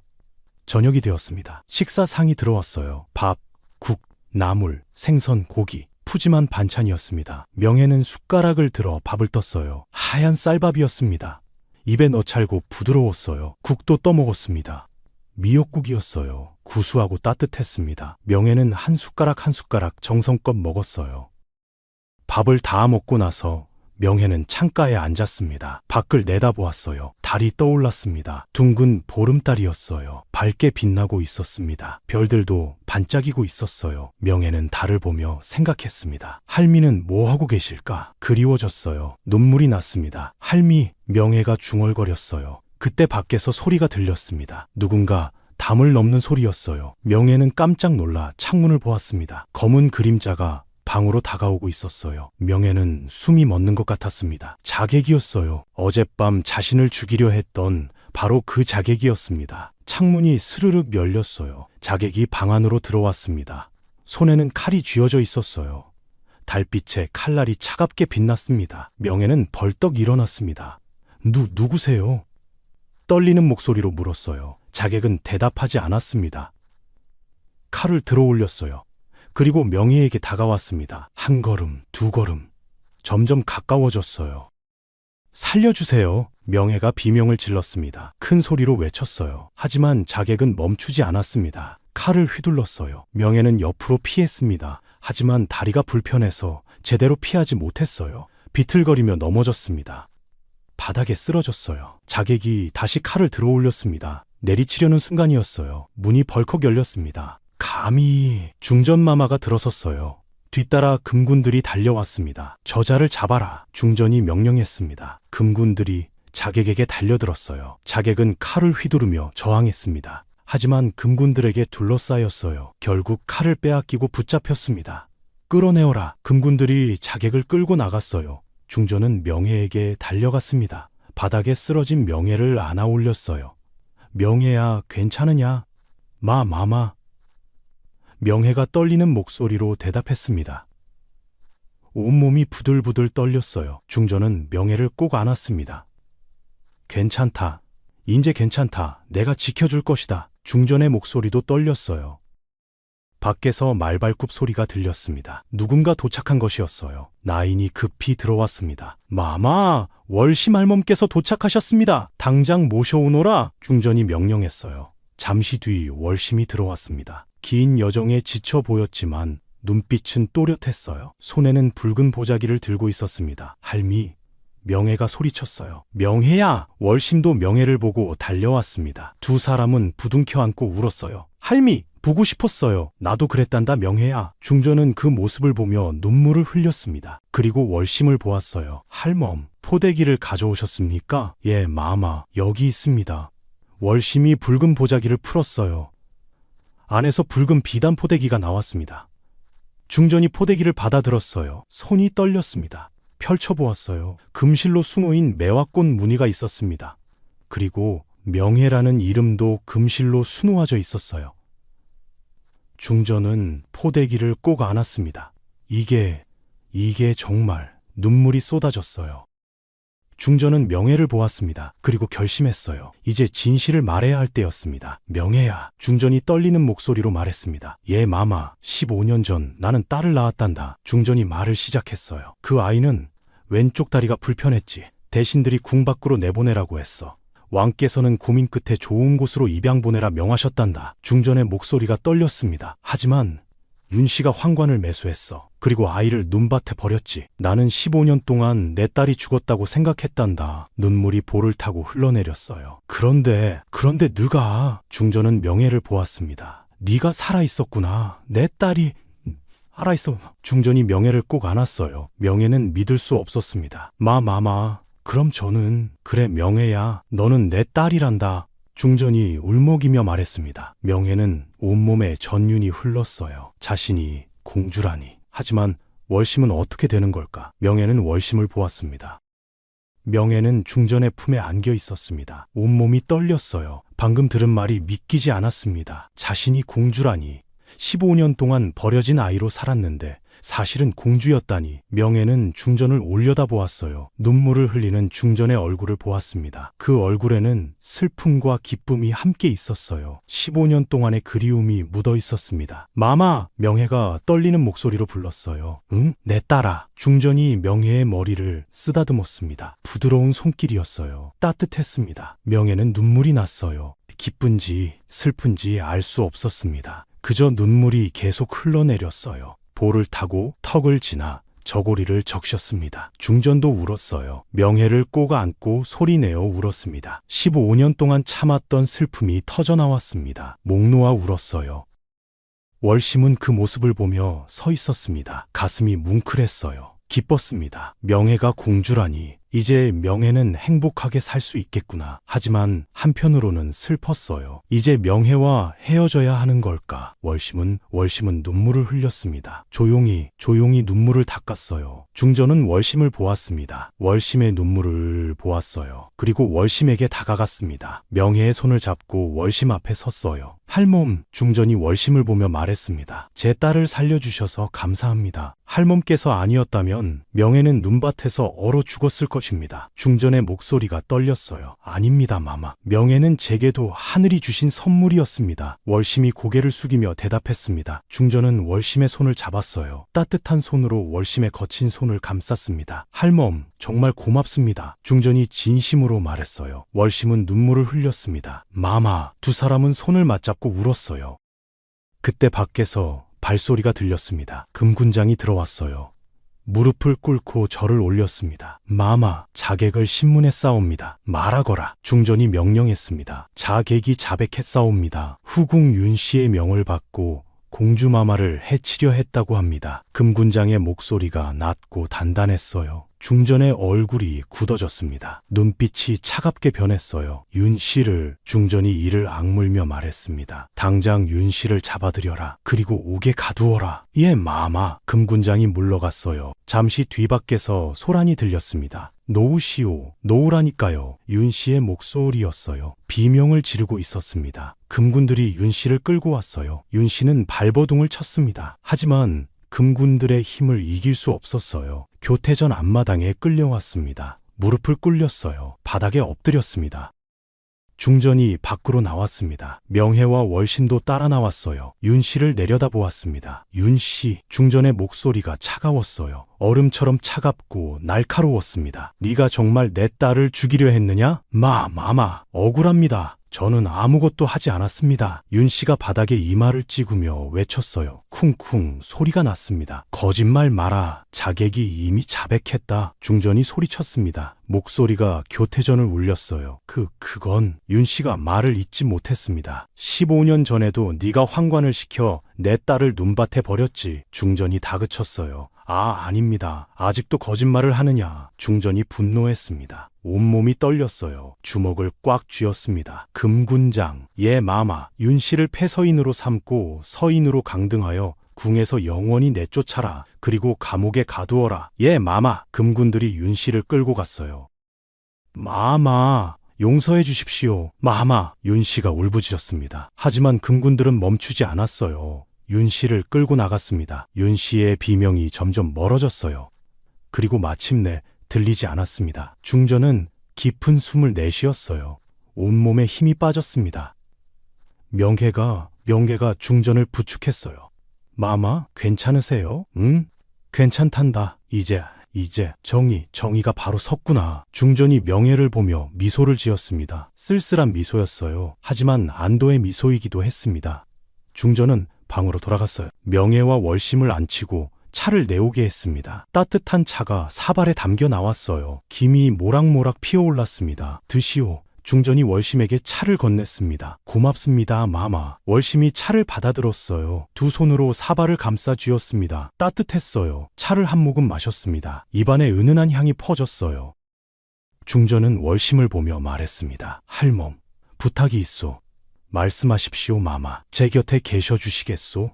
명혜를 계속 돌봐주십시오. 중전의 목소리가 간곡했어요. 월심은 놀랐습니다. 마마. 하지만 소녀는 이제 공주마마이신데 그래도 할멈은 명혜의 진짜 어머니시오. 중전이 단호하게 말했습니다. 저는 명혜를 낳았지만 할멈께서 명혜를 키우셨소. 할멈께서 명혜에게 사랑을 주셨소. 할멈이야말로 진짜 어머니시오. 중전의 눈에서 눈물이 흘렀어요. 할멈 없이는 명혜도 저도 행복할 수 없습니다. 부디 우리 곁에 계셔 주십시오. 월심은 눈물을 흘렸습니다. 가슴이 뭉클했어요. 고개를 끄덕였습니다. 그러겠습니다, 마마. 면태 곁에 있겠습니다. 고맙소, 할멈. 중전이 월심의 손을 잡았어요. 명혜도 월심의 다른 손을 잡았습니다. 세 사람은 손을 맞잡고 눈물을 흘렸어요.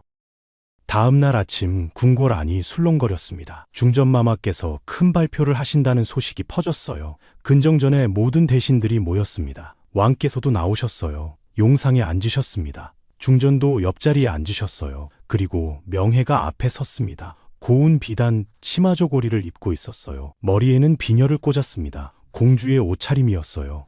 하지만 여전히 지팡이를 짚고 있었습니다. 절뚝거리며 걸었어요. 대신들이 수군거렸습니다. 저 아이가 누구냐? 다리가 불편한데 중전마마께서 무슨 발표를 하시려나? 중전이 일어섰습니다. 대신들이 조용해졌어요. 모두 중전을 보았습니다. 과인이 오늘 여러분께 알릴 것이 있소. 중전의 목소리가 근정전을 울렸습니다. 15년 전 과인은 딸을 낳았소. 하지만 다리가 불편하다는 이유로 궁 밖으로 내보냈소. 중전의 목소리가 떨렸어요. 그 아이는 죽은 줄 알았소. 하지만 살아있었소. 중전이 명혜를 보았습니다. 이 아이가 바로 과인의 딸이요. 명혜공주요. 대신들이 웅성거렸습니다. 공주라고? 15년 전 그 아이가 살아있었다니. 왕께서 일어나셨습니다. 명혜를 보셨어요. 얼굴을 자세히 보셨습니다. 그리고 눈물을 흘리셨어요. 정말 우리 딸이냐? 예, 전하, 명패입니다. 중전이 대답했습니다. 왕께서 용상에서 내려오셨어요. 명혜에게 다가오셨습니다. 명혜를 보며 눈물을 흘리셨어요. 내 딸 정말 살아있었구나. 왕께서 명혜를 안으셨습니다. 명혜도 눈물을 흘렸어요. 아바마마, 작은 목소리로 불렀습니다. 왕께서 더 세게 안으셨어요. 미안하구나, 명혜야. 아비가 너를 지키지 못했구나. 왕의 목소리가 떨렸습니다. 근정전이 조용해졌어요. 모든 대신들이 그 모습을 보며 눈시울을 붉혔습니다.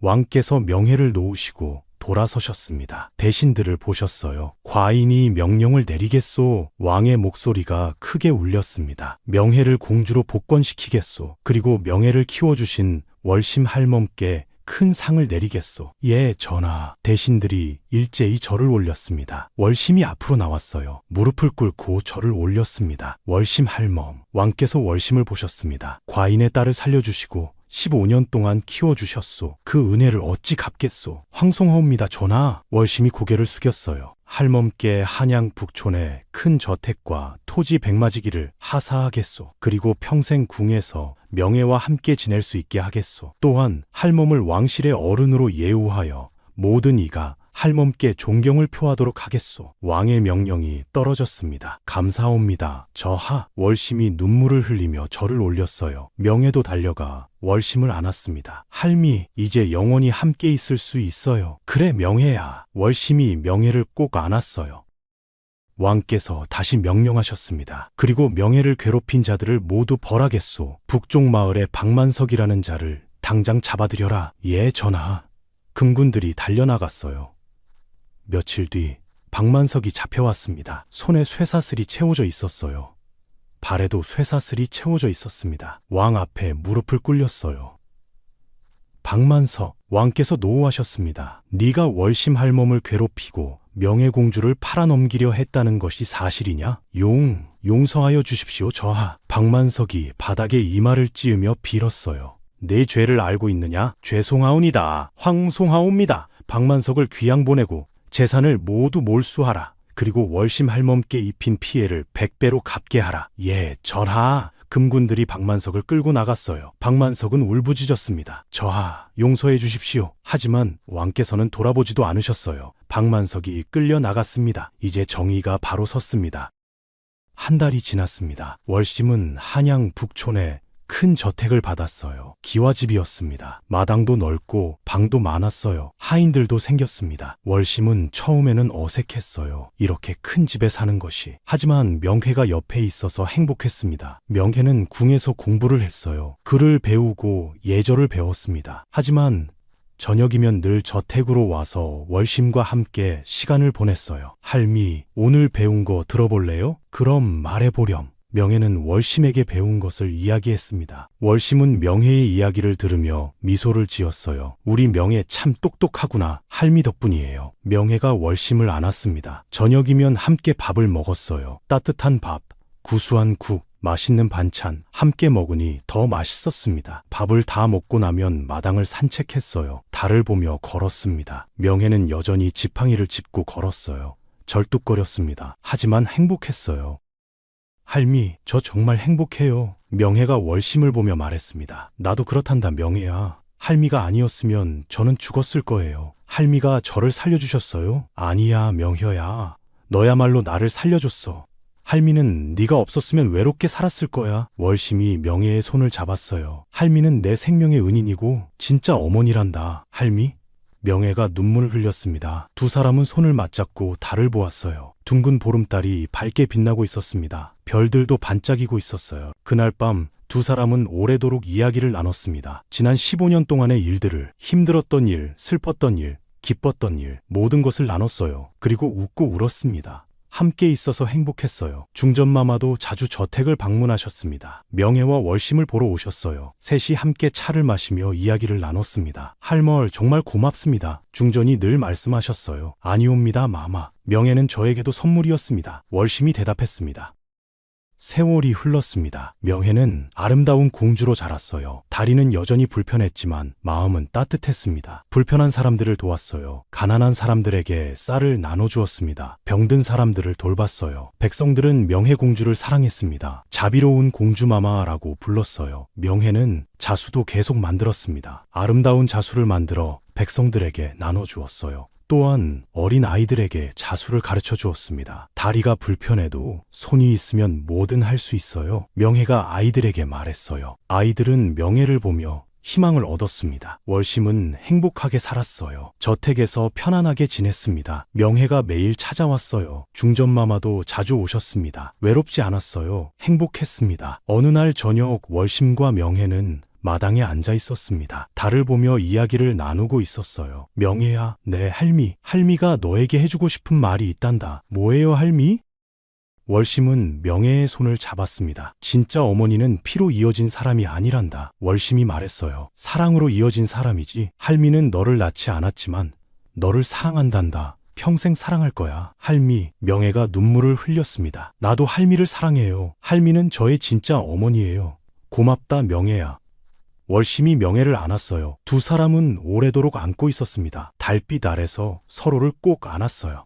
사랑이 넘쳤습니다. 피보다 진한 사랑이었습니다. 그렇게 두 사람은 평생을 함께 살았습니다. 명혜는 훌륭한 공주가 되었고 월심은 행복한 노년을 보냈어요. 서로를 사랑하며 서로를 아끼며 함께 웃고 울었습니다. 그것이 바로 진짜 가족이었습니다. 피가 아니라 사랑으로 이어진 가족. 그들의 이야기는 오래도록 백성들 사이에서 전해졌습니다. 불구로 버려진 공주와 그를 구한 할머니의 이야기, 사랑의 이야기, 그리고 그 이야기는 지금도 우리에게 울림을 줍니다. 진짜 가족은 무엇인지, 진짜 사랑은 무엇인지, 여러분 오늘 이야기 어떠셨나요? 명혜와 월심 할머니의 감동적인 이야기가 여러분의 마음에 따뜻함을 전해드렸기를 바랍니다. 진짜 가족은 피가 아니라 사랑으로 만들어진다는 것 잊지 마세요. 이 이야기가 좋으셨다면 구독과 좋아요 꼭 눌러주시고 댓글로 어떤 부분이 가장 감동적이었는지 알려주세요. 여러분의 구독과 좋아요가